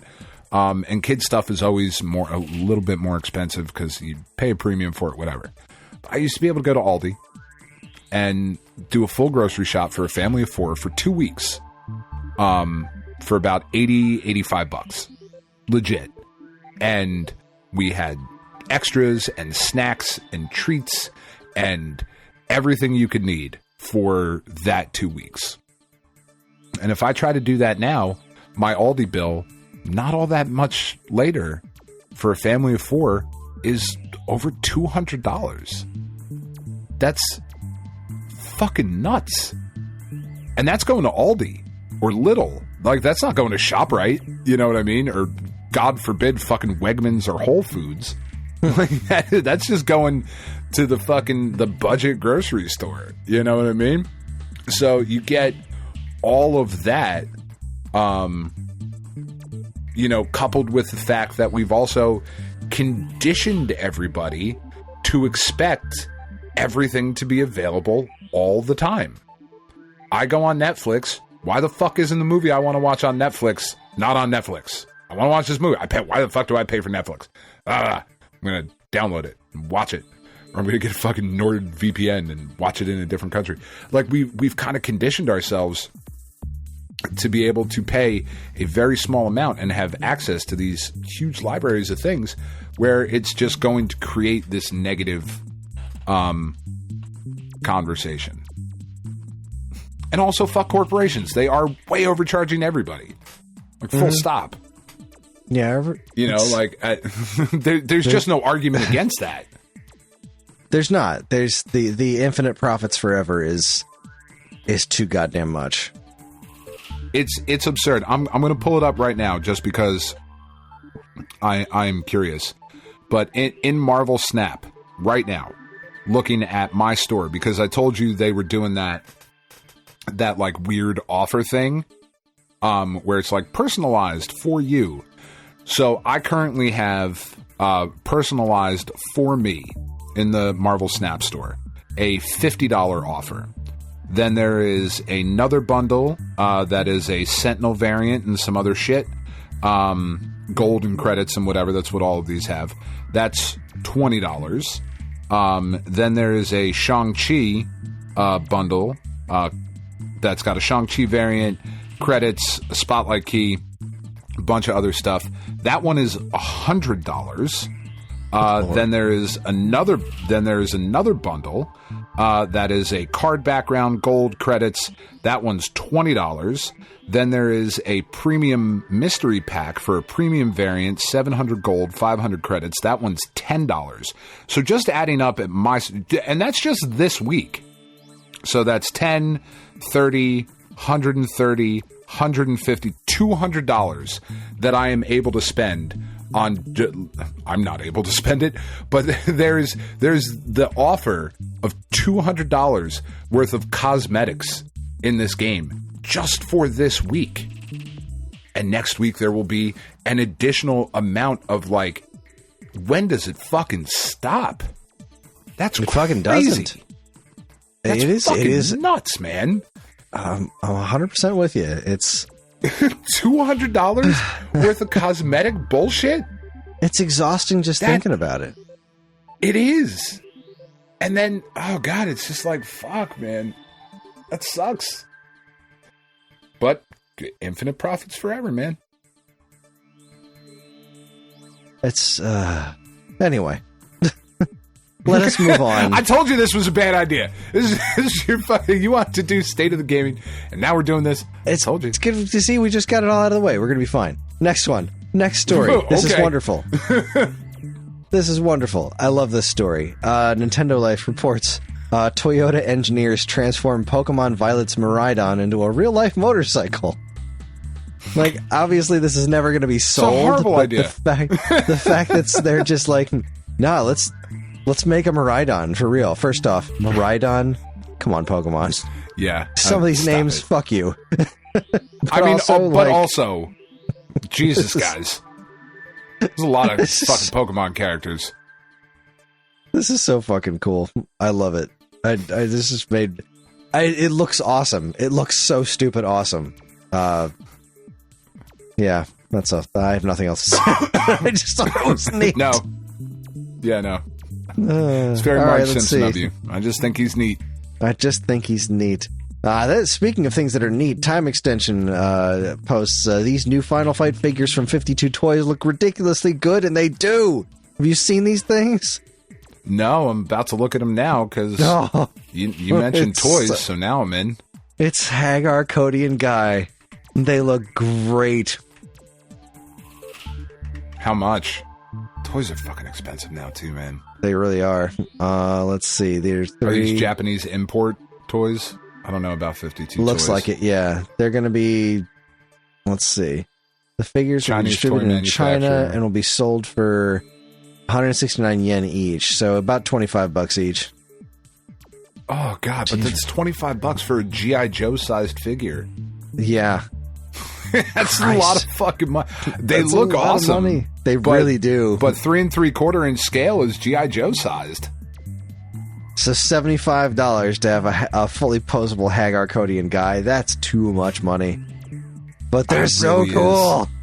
They're really so good cool looking. Yeah. No, I love it. They're really good looking. The Hagar is, they got fucking pinless joints on them too. Like, that's pretty nuts. Yeah. Chef kiss. That's pretty crazy. Like, there's definitely some quality there, but that's a lot of money, man. Like, when you think that the McFarlane toys, like the 7-inch McFarlane DC stuff, is $20, you know. I remember action figures being like $5 for Magneto or something. You know, I remember those being not that much. Nope. Those days are fucking gone. Also from Time Extension, fans are remaking Teenage Mutant Ninja Turtles Fall of the Foot Clan. This is absolutely wild. Looking at these screenshots, like... Yeah. First off, taking that game and pulling out the camera, I don't know if it makes it better or worse. They have such a weird look to them, and it's just the damn Game Boy game, but cleaned up a lot. And they're adding playable Bebop and Rocksteady, like, which is really cool. Trailer is just hilarious looking at this in action. What a strange game to fully remake, but like at the same time I get it, because there are a lot of people who played the hell out of this game, because this was Ninja Turtles on Game Boy. This was Ninja Turtles in your pocket that wasn't the shitty LCD games. Like, no, this was a big fucking deal. It absolutely was. But like, I'm looking at the foot soldiers, and the proportions are all weird, and their jumps are all bizarre. But like, that's literally their sprites from the old games. Oh god, this is a great project. Really I cool. hope it doesn't get killed, because these projects get killed. I don't all think the time. it will. Yeah, I don't think Konami is will. really out there looking for this kind of thing. Just wonderful. Well done. Yeah. Well done, Internet. Good stuff. More stuff like that.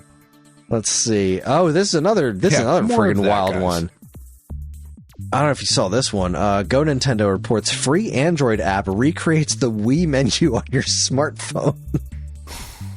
Have you seen this It should thing? not. No. This is have not. absolutely hilarious. It just turns your phone menu so that it looks like the Wii menu. So it's got these enormous animated icons for everything. The time on the bottom, just like the Wii. I'm utterly fascinated by this. This is just completely insane. This is it. one of the times. No. This is one of the times, though, where I'm very happy that when we were making the decision back in the day of are we going to go Android or are we going to go Apple? Like which because once I decide, I'm not fucking going to the other ecosystem. That's it. It's the end. It's not a thing I'm going to do. I'm very happy that I went with Apple because for all of the bullshit that Apple doesn't let you do, it also doesn't let you do shit like that. That's going to fucking destroy your phone. Like, I can't tell you how many... Every time I go to my aunt's house, I have to just completely fix her phone. Just every single time. Like, once every month and a half, she has downloaded some app or something that has basically bricked her phone. Now, she's also in her 60s and shouldn't be doing any of this shit, but the fact that Android allows things that can just break your shit completely is... Oh, it's so fucking frustrating. Like, personally offensive and frustrating. So I'm happy that Apple is like, no, we're not going to do that. I see what you're saying, but no. This last one... well, not last one. There's one last one to talk about after this, but this one here... Oh, that's so... Time Extension posted this yesterday, and I'm gobsmacked that I didn't know this existed. Apparently there was a different version of Blaster Master being made for arcades. It was going to be on either the Versus or the Play Choice, and it was slightly different in that the stages were linear. You beat a level, and then it just took you... There was no exploration. It was just, here's a thing, and then once you beat this level, you go to the next one. There's no frog storyline. Each stage begins with a map, where you just kind of see the basic overview of here's what this area looks like, and here's kind of where you're looking for the boss. It's unbelievabally fascinating. I've never heard of this before, and there's a link to a video on the Time Extension article that's from friggin' what was this? August 19th, 2021 was when this video got posted. Somebody has I don't think it's a full playthrough. It's like the first 2 areas of this game in action, of this arcade version of Blaster Master. It's got like a top score thing on, and how many credits on the title screen, and then it goes to the car, and then it goes to this map, and once they finish area 1, once they beat the boss, it just goes straight to area 2. Like, I want to play it. That's cool. I know it's the same game, but I want to play it. I obviously love Blaster Master, but like, there's a couple other weird things I noticed. Like, once you get the homing missiles, whatever weapon you have equipped is shown on the corner of the screen, so you can see which sub weapon you have equipped. The brain is a different color. Like, the brain boss is orange, while the little orbs that float around it are pink. I am so fascinated by this, and I want to play it, and I want to know why it hasn't resurfaced. I want to know why this ever released in arcades. Like, it's just listed as a prototype. Like, I mean, you would have to imagine one of us would have come across it if it had been released. I mean, it is a At fucking some play point. choice. It's a play choice 10. Who knows where those things were? Sure. What I find super interesting is like, so in stage 1, yeah, I'm looking at it right now. Stage 1, he's got the regular gun. You don't get the gun after you beat the boss. It just goes to the next stage. Yeah. But in the next stage, you have the enhanced gun, which is fucking wild. This is so weird. Just like here, you're going to need it. You're going to need these kids. I just want it. I want it now, and I'm sad that I don't have it. And I hope that Sunsoft's doing all kinds of releases. Maybe they'll put this on some sort of collection somewhere. Like, this is They'll so put it utterly only on the fascinating to me. Evercade, and that will be the reason you have to get one. It will be if that's how it happens, and that's where I'm going. Would that be the one? Would that get you to do it? To get an Evercade? Oh, yeah. Yeah. If this was only on Evercade, yeah, I'd probably wind up buying it. Of course, if it shows up on Evercade, it'll probably wind up getting emulated. That's fair. This is just so weird. Like, where did this guy get this footage from? This is so weird, because there's comments are turned off, and it's an account that has exactly 6 subscribers. And this video only has 560 views. Well, I've never heard of this before. So weird. What's kind of wild about it is, and I kind of like it. It's also very frustrating, but I kind of like the idea that this could be bullshit. This could be a dude who really likes fucking Blaster Master being like, "Oh, look what I found," you know, and he's just doing this now. Like, this is a new thing. That is just as possible as anything else. And that's kind of cool. Frustrating, but also kind of cool. I'm starting to see if there's sometimes any... the internet is not a terrible place. Seeing if there's any other information I can find on this. It's just that one thing from 2021. Rare unreleased prototype of Blaster Master Play Choice 10. This is interesting. I mean, it This does is sound like a thing that they would have done at the time. Blaster Master was pretty popular. They put a lot of weird shit on the Play Choice 10. See, this has a Play Choice 10 cart for Blaster Master on eBay, but the title screen doesn't have that score on it. It's just but it's got this interesting description up here on the top. I wonder if this is what is the deal with this? Was never available. This cart was designed to work with all BIOS. Cart will display the correct Blaster Master title in the main menu. Those for your infected. Oh, so this is some sort of like. Oh, this is a new build. Okay, so this isn't the prototype thing. I want to learn more about this. So this is a ROM hack of the prototype? Kinda? That's fun. That's weird. Well, that's a fascinating story. It is. As a Blaster Master fan, if this is a fake, then it's a really impressive one, and it's a very strange thing to fake. Yeah. Yeah, it is. Okay, so now, here we go. That video that I was looking at was that small channel. This is from a Japanese channel that posted this 10 years ago. Same footage. This was from a decade ago. And it is... Okay. Kind of poo-poos my theory. Yeah, what does this description say? See, this has over 7,000 views. And translate this for me. What do you say? I'm not looking at it. Sorry. Arcade version of FC Super Planet Senki Metafight. Like an arcade, it's a map with roughly one straight road. It is tailored to emphasize action, up to 2 pages of video. Fucking fascinating. Yeah, that's pretty wild. Yeah, I love this. I love that I can still discover this kind of stuff. Yeah. But Agreed. yeah, I would love to play this version of the game. With this weird little maps. It's such a weird thing with these maps, too, because they're not detailed at all. It's just like, here's the 2 backgrounds and kind of the general shape of this area.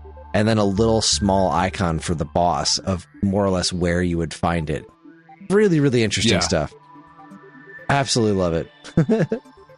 All right, that's fun. Far less fun is this very sad story. Akira Toriyama has passed away at age 68. Which is way too fucking young.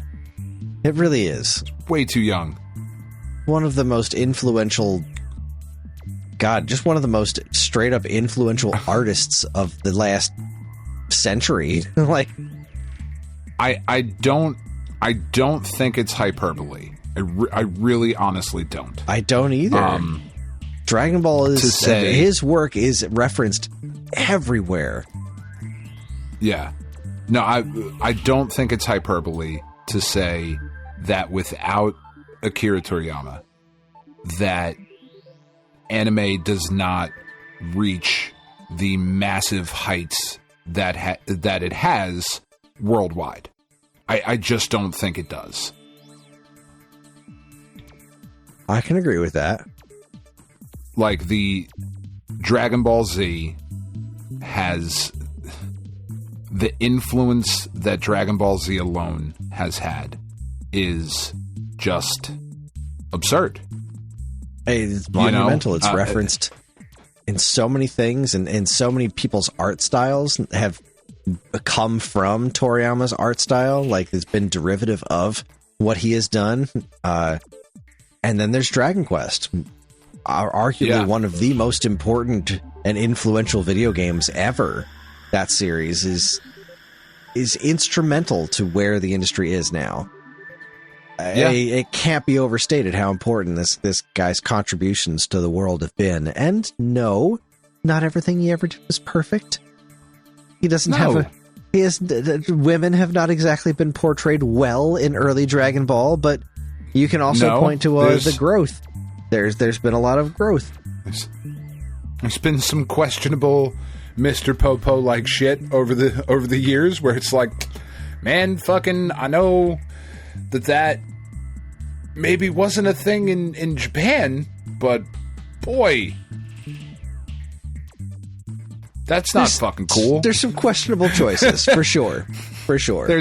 I've seen a lot of talk about the Mr. Popo design in particular was more based on genies than it just also happened to be that here in North America there was a lot of there was that. But to be fair, real quick, when I lived in Texas, the second place I lived, Corpus Christi, the neighboring town was I think it's Robstown. I think is what it's called. It's Robstown or Robbinsville. Think Robstown. Because everybody cared about high school football down there, right? So everybody talking, you meet people, you talk to people. Like, oh, you're going to the fucking football game this week? No, I'm not going to the fucking high school football. Shut up. I don't care. They're children. This is dumb. But Robstown, which is southeastern Texas, today, it's 2024, Kris. Their team nickname, right? Every school has a nickname. Your kid's school is the whatever, and my kid's school is the fucking, your mother's, and whatever the case was. Where I lived in Corpus Christi, the high school team was the Bears. This town, their nickname is the Cotton Pickers. Ooh. And that's a choice. And I mentioned that to somebody, to this dude Tony that I met who lived next door to me, and I was like, Tony, that's fucking wild that is the name of a high school team, and they play at Cotton Picker Stadium, which is a fucking thing. And I was like, dude, that's like really not okay. And this fucking grown ass man looked at me and legitimately asked me why it wasn't okay. And I went, I don't think I can talk to you anymore. It's why? Okay. But the connotation for them down there has been not taught intentionally, but is just completely different. So, this is why I'm saying perhaps Mr. Popo, like you said, is based more off of a djinn or a genie type look. But still, like, and that motherfucker was badass. Like, don't get me wrong, Mr. Popo was great. Like, he's a fucking cool character, and he whooped Goku's ass a bunch of times, and like, he was just handling little fucking kids. But still, a bit questionable. Yeah, but regardless of those few questionable things, Toriyama's work has been amazing. It's Dragon Ball is one of my favorite things in the history of entertainment, and Chrono Trigger is one of my favorite games in the history of mankind. The influence is undeniable, and it is a massive loss. Yeah, that hit me hard. Very sad. A massive loss. Yeah. And with that, we're going to take ourselves a quick break. When we come back, we are going to address the state of the gaming union with all of the platform holders and see how they're doing, what's cooking in their worlds, and then we're going to go to bed. You're listening to the Stone Age Gamer podcast from geekade.com. Stick around.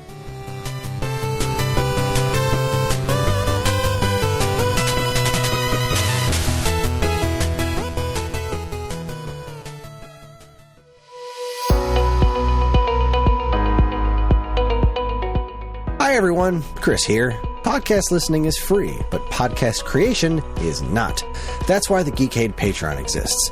In an effort to help us pay the bills, we've got a Patreon page set up where you can gain access to our monthly podcast topic schedule, get early access to many of our shows, and more. If you'd like to help support Geekade and keep these shows running week after week, head over to the Geekade Patreon page, linked in the show notes of this very podcast.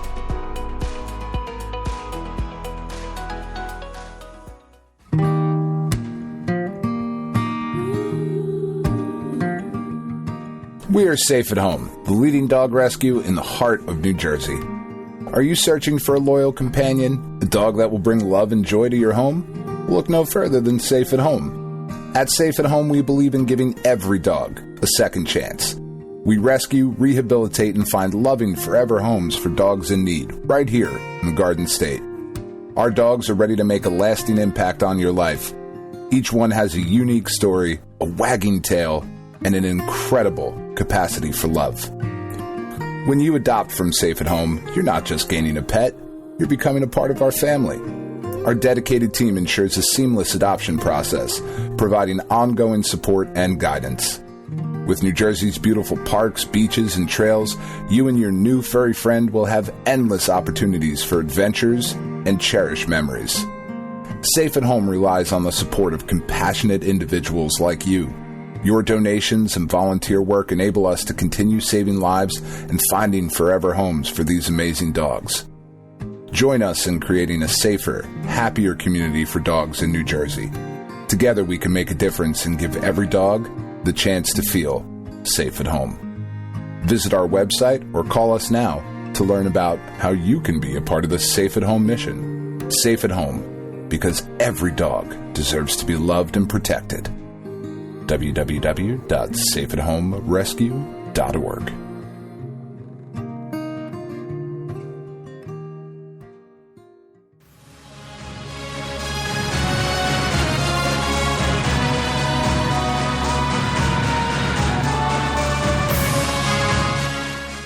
I know that's Welcome not the best back, everybody. fucking indicator. Yeah. Welcome back. It is time for the Gaming State of the Union, the Stone Age Gamer State of the Union. We're going to talk about how the various platform holders in the universe of video games are doing, where we think they're going, where we think they've been, where we think they are, why we think they are. Other prepositions, I guess. Nintendo is in the right Sweden. Word? I don't know why. It's entirely possible. That's where I think they've been. I think they've been in Sweden.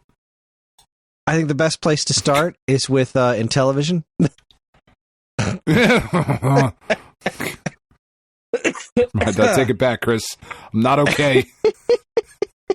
Not. You still can't buy the Amico. The end. Moving on. Yeah. I wish you could. I really, honestly wish you could. I do. I wish you could too. I wish the Intellivision name wasn't being dragged through the mud, the dirt, and so on and so forth. But here we are. The muck and the mire. Both of those words, muck and mire. Gross. Anyways, moving on to a technical platform holder, Atari. They have a current platform on the market right now, so we can talk about them a little bit, and they are doing pretty well. I think it's really cool what Atari's doing.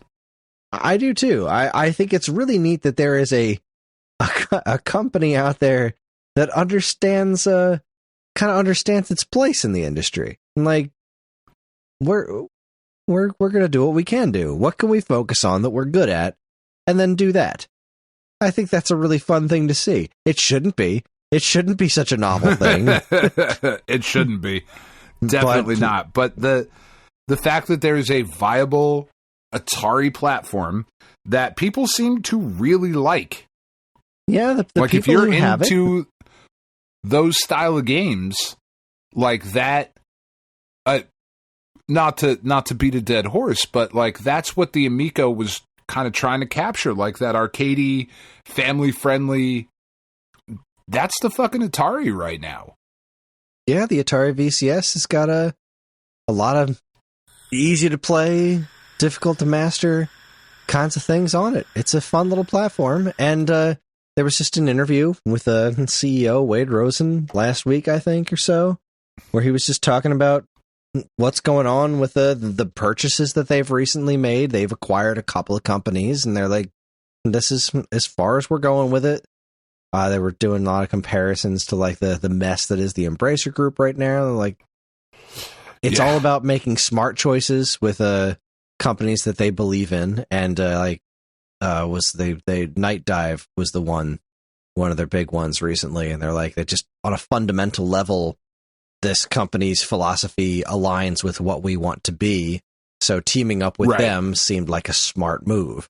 It wasn't like the Activision Blizzard situation where it's just like, well, if we own them, then we make all their money. Gimme! Yeah. This is more of like if we align our philosophies, we work together and we can do cooler things. And I like that. I like that a lot. Obviously, there's, business reasons behind it. The purpose is to make money, but the purpose is to make more money for everyone, not make more money for shareholders at the expense of every human involved. Which it's the kind of thing you like to see. So I think Atari's doing pretty well for itself. Yeah, no, I think it's really, really cool. Huh. You gotta like it. I guess before I move forward, I should address the fact that this isn't the topic that we were supposed to be doing this week. I meant to address the top of the show. We were gonna do the the Super NES versus Game Boy Advance. But I meant to mention while I was talking about all the work I was doing this week, I was doing a lot of work this week, and I simply did not have the time to properly prepare for that. Because that's the thing that's going to require some actual prep time. It's not something I want to gloss over. It's something I want to take seriously. And that's going to require some prep time on my part, which I didn't have this week. So it just so happened to be the State of the Union, the actual United States State of the Union. Oh, God. Sorry, I had a cooking video on in the background. Everything was going fine, and then they dumped a bunch of canned green beans into this mix, and I was like, ugh, canned green... get that I don't filth. like green beans at the best of times. Exactly. Get that filth out of here. Canned green beans especially. God. Like, when it's the holidays, and it's like, green bean casserole? Like, fuck Just fuck you. You can enjoy it, but you get that away from me. You get that out of my house. You can't enjoy it. I can't enjoy my food if that's fucking near me. It's disgusting. It's a valid point, valid concern. I could put up with a lot of shit, but fucking green bean casserole is a bridge too far. No, it's fine. We put the little French's onions on top. Like, did you? Good. That makes it so much better, you monsters. You fucking deplorable humans. Get out of here. But anyway, we will get to the Game Boy Advance Super Nintendo conversation soon. This week was not the week for it. It just Everything No. fell apart this week. It was a rough week. I needed something that was easy, and this State is a of the thing Union we was. do. That is this thing we do. This we is do the the thing State we of the do Union thing. when the State of the Union, and we do the State of the Union. Yeah, here we are. It's a thing. So moving on to the first of the big three, we'll talk about Xbox, since I think that's probably the one we have the least to say about. Xbox is in a weird position.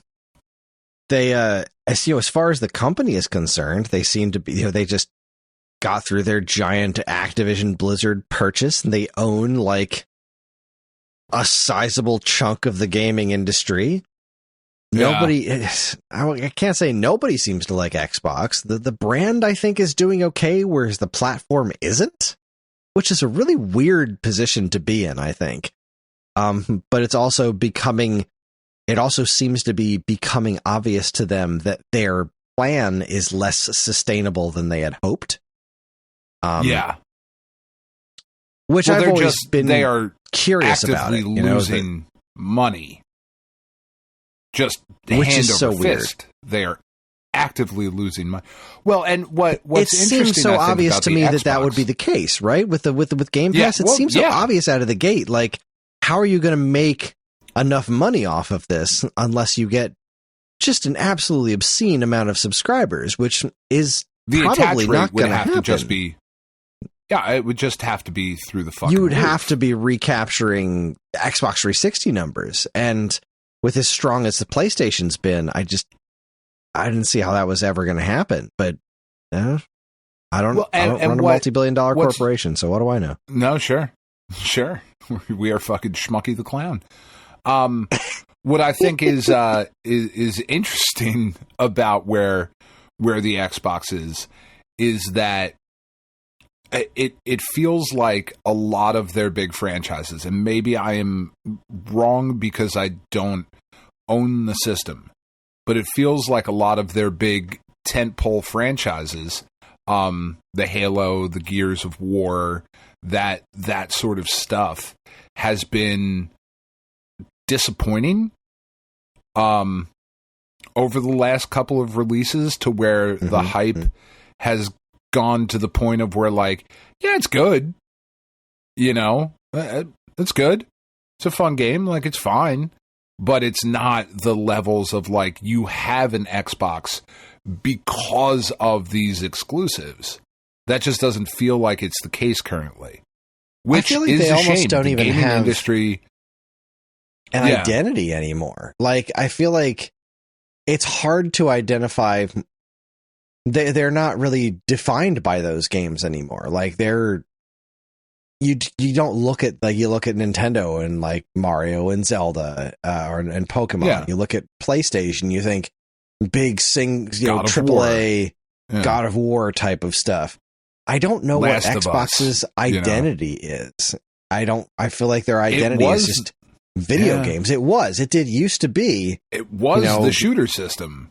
It was the shooter system. It was the big tech system. It was, we are the most tech forward, power forward of the three, and everybody had their own focuses. And Microsoft just kind of stopped being that.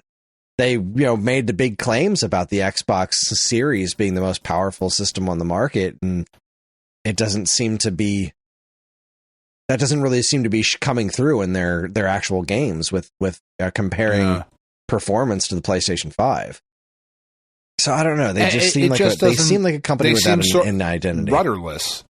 Yeah, exactly. I don't know where they're going. Which is a shame. I don't know what their purpose is. What is their purpose in this industry right now, other than, like, what are they bringing to the market other than a place to play the games? Like, they're the VCR of the gaming industry right now, but they can't play all of the most important games, which are the exclusive things that Sony and Nintendo are making. Like, they just they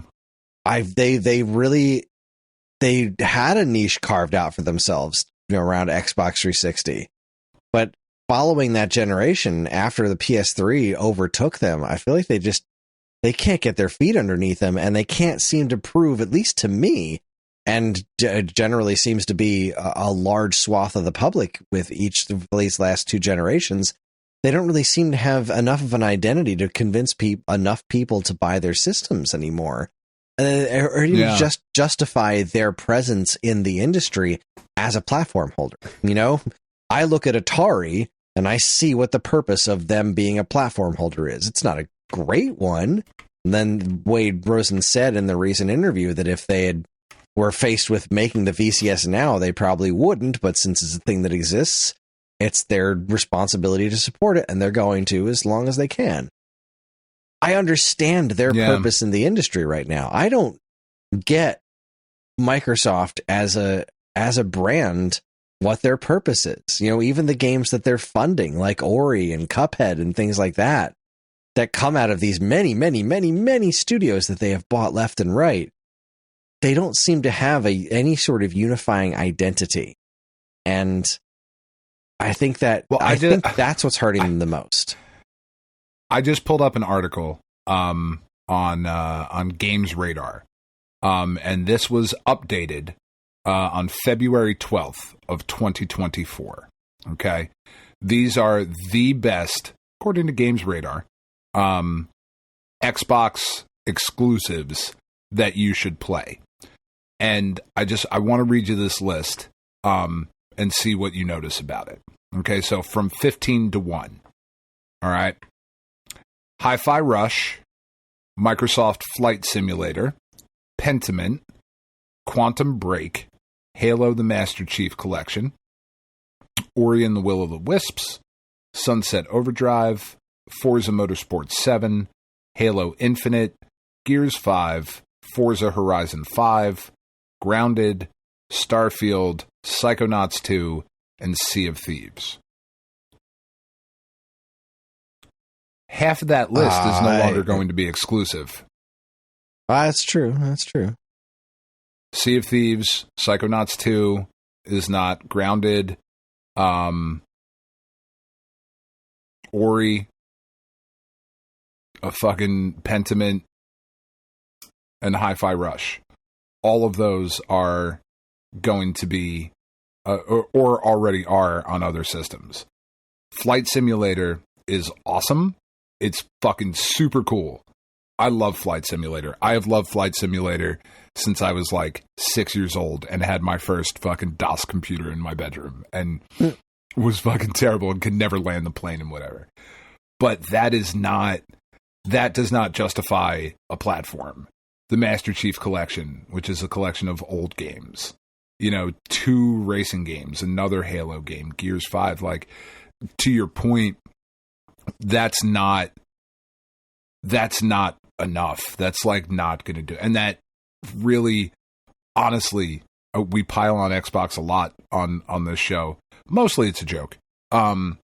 Because we do want them to be a major player. It's better for everybody. As opposed to if you're going to be in if you're going to be in the industry, then you should be here for a reason. And when they first got in, this industry has been typically a 2-horse race for a very long time. Like there's been a third competitor a number of times, but it's rarely worked out when there was an actual third competitor around. TurboGrafx was barely a blip on the radar. Atari 2600, ColecoVision, and Intellivision, like it was a different kind of a race. It was a different kind of animal. The Dreamcast, once Sony entered the market, Sega, there wasn't room for Sega anymore. And then I suppose there could have been, but not under that management. And then then Xbox came in and they had that identity to offer, and I just don't know what their purpose is right now. I just don't. Which is weird. Yeah. It's a strange position for them to be in. And I wonder what their reasoning is for staying in the video game hardware business. Like what is their ultimate goal if they could theoretically be making more money by not being in the hardware business? I don't understand Microsoft right now. Just don't. But yeah, there was an article put up on there's an article put up on IGN yesterday Microsoft will be debating right now whether Xbox consoles have a future, says Peter Moore. Peter Moore, for those of you who don't know, is the guy who used to run Xbox. Yeah, so he has a pretty decent insight into what they're probably thinking right now. Yeah. Yeah. It's a shame. It's a weird place for them to be. Yeah. Well, that's the state of Xbox, according to us right now. Weird. The state of Xbox is weird. Let us move on to the great Sony of PlayStation and Walkman fame, and nothing else.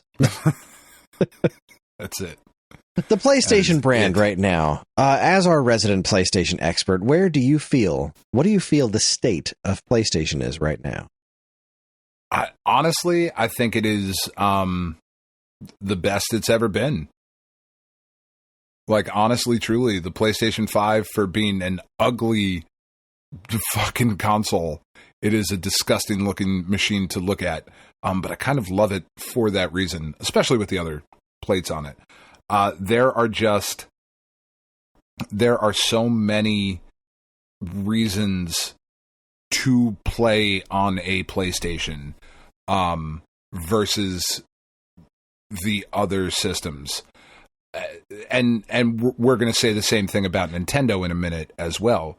But if you are looking for story-driven, single-player, fucking big, epic action games, Sony is where you need to be.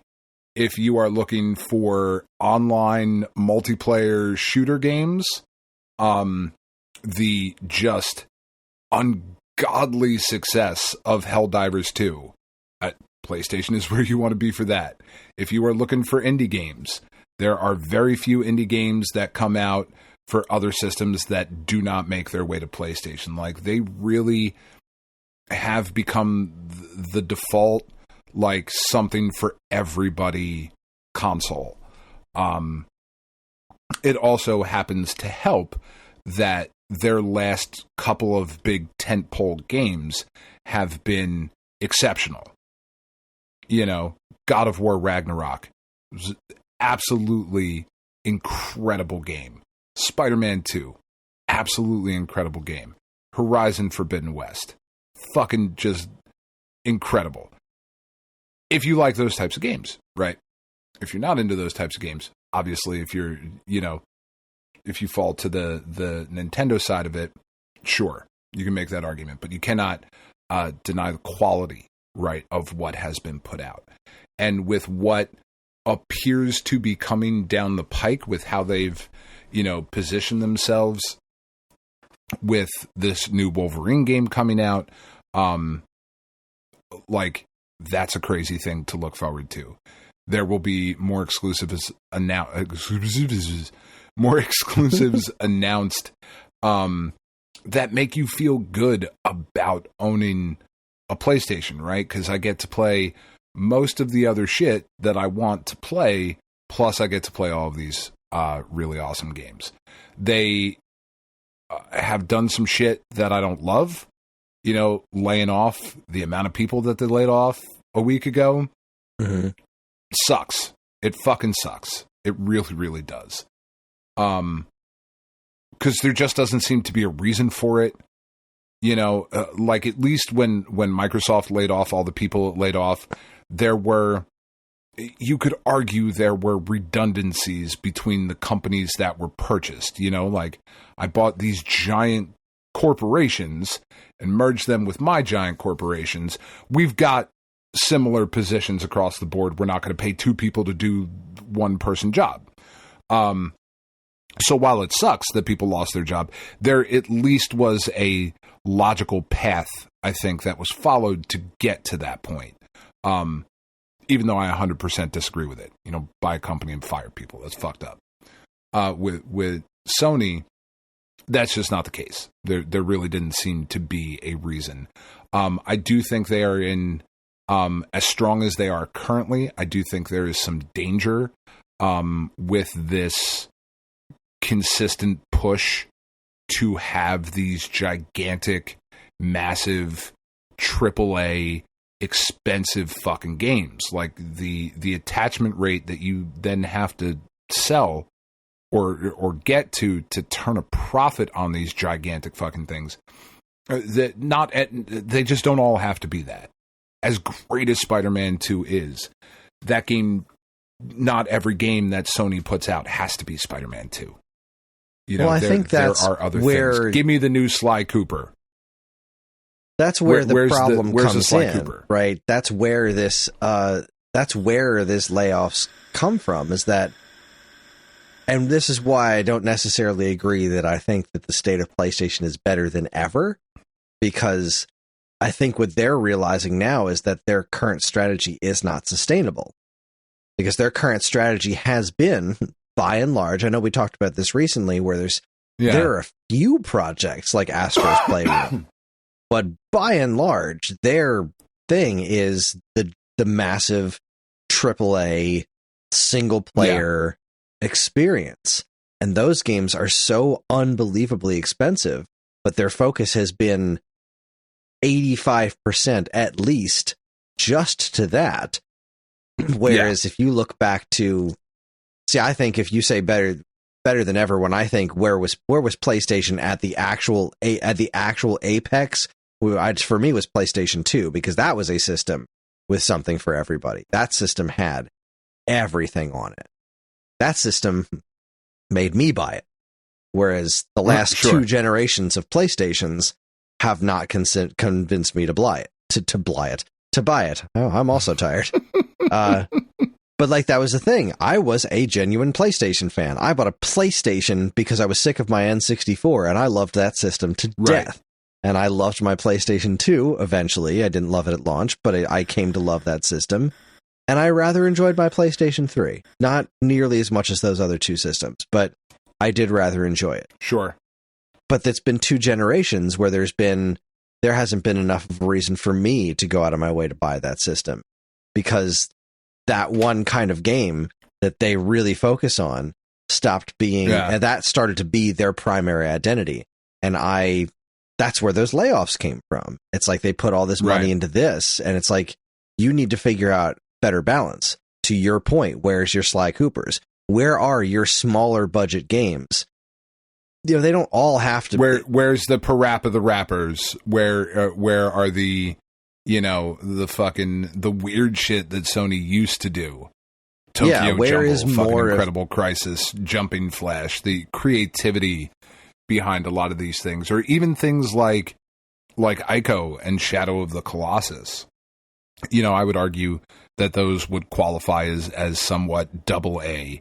Yeah, they're more they're artsy big and they're kinds of things. But, that was a big chunk of what PlayStation became known for around the PlayStation 3, was having those artsy things like Flow and Flower and stuff. And Flower and Journey. And Journey, exactly. I would like to see, I want to see them return to that. I want to, something that they learned when they launched the PlayStation 3 was that they need to keep their hubris in check. Right. And then once they got that figured out with the PlayStation 3, they overtook Xbox 360 and won that generation. But then PS4 was a runaway success. And then PS5 was pure hubris. Now, granted, they've earned it. But you can't keep... eventually, you're going to run into that wall again, where it's just like, you cannot just come out of the gate being like, we are simply the best there is. You have no choice but to love us. Just swinging your dick around. Exactly. Yeah. You cannot come out there just swinging your dick around, because eventually you're going to run into these walls where there's only so much expansion you can do on this one avenue. And Sony has proven through previous generations that they're capable of bringing some truly creative stuff to market. Not everything needs to be the giant blockbuster. And I'm hoping that they're moving towards that right now. So I would personally say that the state of PlayStation is very good, but there's room for improvement, and I want to see them moving in that direction. And I think that they will. You know, they're not in any sort of I don't think they have a choice. Yeah, they definitely don't have a choice, but I also don't think they're in a position to be in, like, they're not in Microsoft's position right now, because they do at least still have an identity. They are I lost it. Sorry. Too tired. Lost the word. They are a force in the industry that cannot be removed at this point. They are an indispensable part of the gaming industry. There it is. They have effectively filled the Nintendo versus Sega. They're now the Sega, since Sega is not a platform holder anymore. Yeah. So state of PlayStation is good. State of play is solid. Room for improvement, but then again, that's what we live for, right? We live to see what's coming next. How are you going to do it better? Yeah. Let's see it happen. Drop the hubris. Be good. What else you got? And that just leaves Nintendo, which is probably in the most interesting position of all right now because they're getting ready for their next generation. We've still got a little ways to go on Sony and Xbox for their next gen stuff. Right. But Nintendo is about ready to crank out some sort of Switch 2, we hope. Probably early next year. And that's an interesting position for them to be in. It is. I think they are in the most precarious position right now. Oh, yeah. Just knowing the way Nintendo does things, they don't fuck this up, guys. They could follow if they follow up Switch with a Super Nintendo. If they do an NES to Super NES approach, we're in good hands. If they do a Super Nintendo to N64 approach, that's a different story. GameCube to Wii, that's even a different story. That's a whole other animal. They haven't been in a position like this in a long time where they have a system that, in fact, since the Super Nintendo, I don't think they've been in a position like this since Super NES where they've had a platform that both sells hardware and software. They just haven't. Yeah. And being this long into the Switch's life, where it's still such a healthy ecosystem where games and hardware are still consistently selling, is a pretty unique thing for them. We're looking at PlayStation levels of success right now, which is not something Nintendo has had in a long time. Outside of the handheld space, and even that is just such a different animal. It really is. Yeah. And the Wii, for as many consoles as sold, we've said in the past that system didn't do great for the vast majority of software. This is their healthiest ecosystem. So seeing how they're going to follow this up is going to be a very interesting story to watch. The way they're filling their release schedule right now is pretty interesting. They still have a ton of indie games. We just had that third-party showcase, which had a bunch of very decent stuff in it. And they've still got they're throwing a bunch of remakes our way, which makes sense this late in the game. New games they're probably holding on to for their next platform. So a good way. You would hope. God, I would hope so. A good way to keep Switch owners happy is to hit them with some games they either have a lot of nostalgia for or have never had the opportunity to play before. We're going to get an HD version of Luigi's Mansion 2, which is Luigi's Mansion 3 was a massive success. So that's a smart move. We're going to get Paper Mario 1000 Year Door, which is a game that has become somewhat legendary, but also incredibly difficult to play because it's never been released digitally before. It's a GameCube game, so unless you have a GameCube and a copy of that stupid expensive game at this point, you've probably never played Thousand Year Door. So there's some good stuff coming out. And they're also hitting up some of the weird shit. We're getting a friggin' new Endless Ocean game. Of all things. Which is wild. Sure, go nuts. Bring it on. Bring on the stupid. That's what I'm saying. And that's really where I think their biggest missed opportunity this generation has been, is playing it a little bit too safe. They've done marvelous things with their big properties. I think Kirby and the Forgotten Land, Breath of the Wild and Tears of the Kingdom, Super Mario Odyssey, Super Mario Wonder, Metroid Dread. They've done, with some of their biggest names, some of the best iterations of those games in their entire histories, which is you just love to see it. But we've also seen so few weird projects from Nintendo this generation, which is it hasn't been missed as much because of how prolific indies have been on the platform, which have just been absolutely massive. But at the same time, like, where's our Box Boy? Where's our Sakura Samurai? Or even where's our Kid Icarus? Where's our Punch Outs? Where's our Star Tropics? Rhythm Heaven? We got 2 WarioWare games this generation. Exactly. Where is F-Zero beyond F-Zero 99? Yeah. This generation I think you're right. was the perfect time to do that. There has been a lot of safe. Yeah, this was the generation to go out on a limb. You've got a huge ecosystem where games like Pikmin and WarioWare are selling better than they have previously. You put out friggin' another remakes of Famicom Detective Club and another Code, and that's been great. That's wonderful to see. I love that. But I want more of more of Weird Nintendo. You have to imagine this caught them somewhat by surprise. Oh, this level of success? I absolutely. Yeah. And coming off of their last couple of generations. Like, I coming know off of the Wii and the Wii U. For sure. They knew they had a hit. Sure. When they showed that first Switch trailer. Yeah. Yeah. And we were not the only ones to shit on it, though. No, but they also... that first Switch trailer, like, it was 50-50, you know. We had moments. It had some questionable moments, but it was by and large, people almost immediately were like, yeah, all right, fuck the Wii U. This is it. This is what we've wanted. Let's see this work out. So they kind of knew they had a hit, but probably not to this extent. No way. Yeah. So it kind of makes some sense where, you know, it's like, well, let's keep the money train rolling, as it were, you know, and if something weird gets big enough on Steam, we'll pull it over, you know, like Dave the Diver. Dave the Diver feels like a very Nintendo type thing, but it was a Steam thing, you know, which is where all of the weird, interesting stuff seems to be happening and then getting ported over to the other systems. I do think, man, because I wonder, because we were talking about it last week, right? Of even this far into the PlayStation's life cycle, because we're now, 5 years into the PS5? 4 years? 4.5? 5? I don't fucking know. We're not one. You know, like the PlayStation 5 is not a brand new system anymore. Right. But we are still making games for PS5 and PS4.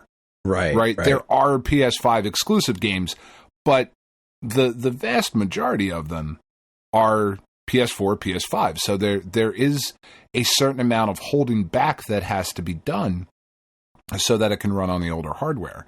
And it will be interesting to see the direction that Nintendo goes with that.